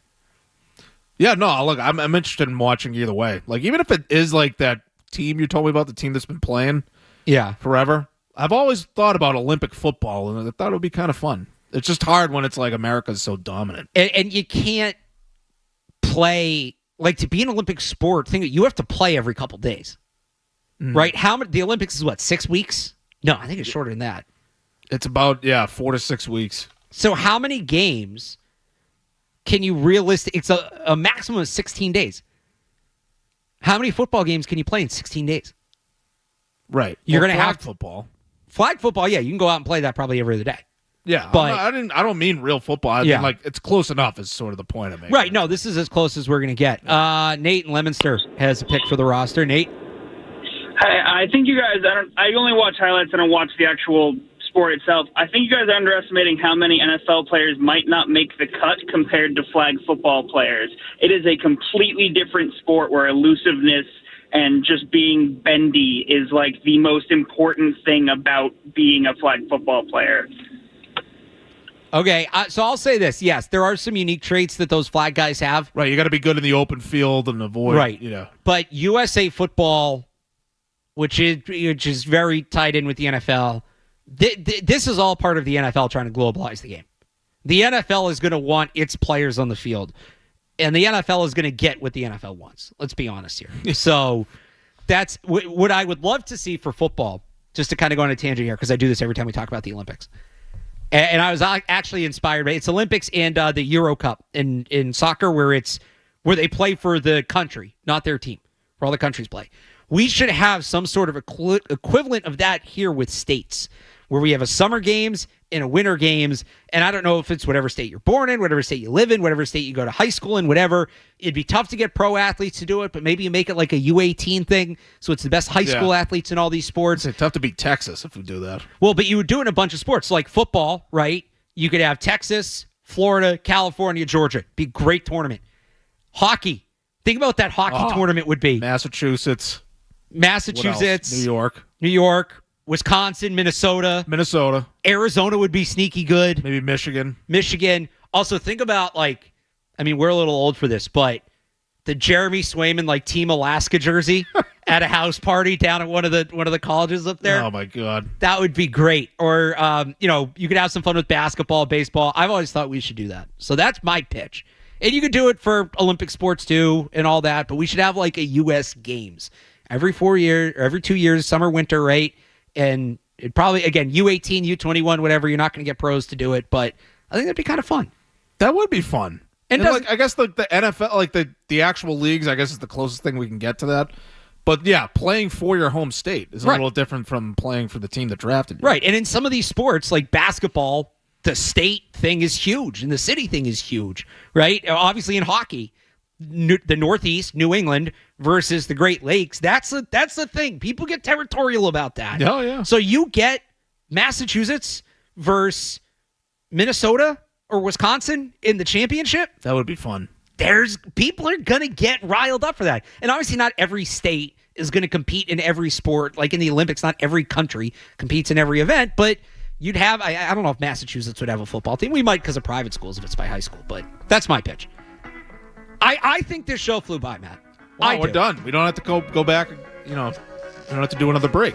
Oh, I got to redo my headlines because the Sox got postponed, or delayed. But I'll stick around for that, and then it will be Matt McCarthy and Sean Silver coming up. I'll be back Monday night. Matt, you guys will have a Underground this week. New Underground, hopefully next week. We'll talk more about Bruins. Maybe the coaching news coming soon. So, Barth, I love doing radio with you. Same to you. Kyle Fabrizio, you as well. Great as always. And enjoy the rest of your Memorial Day weekend, everybody. Be safe. I'll talk to you Monday night.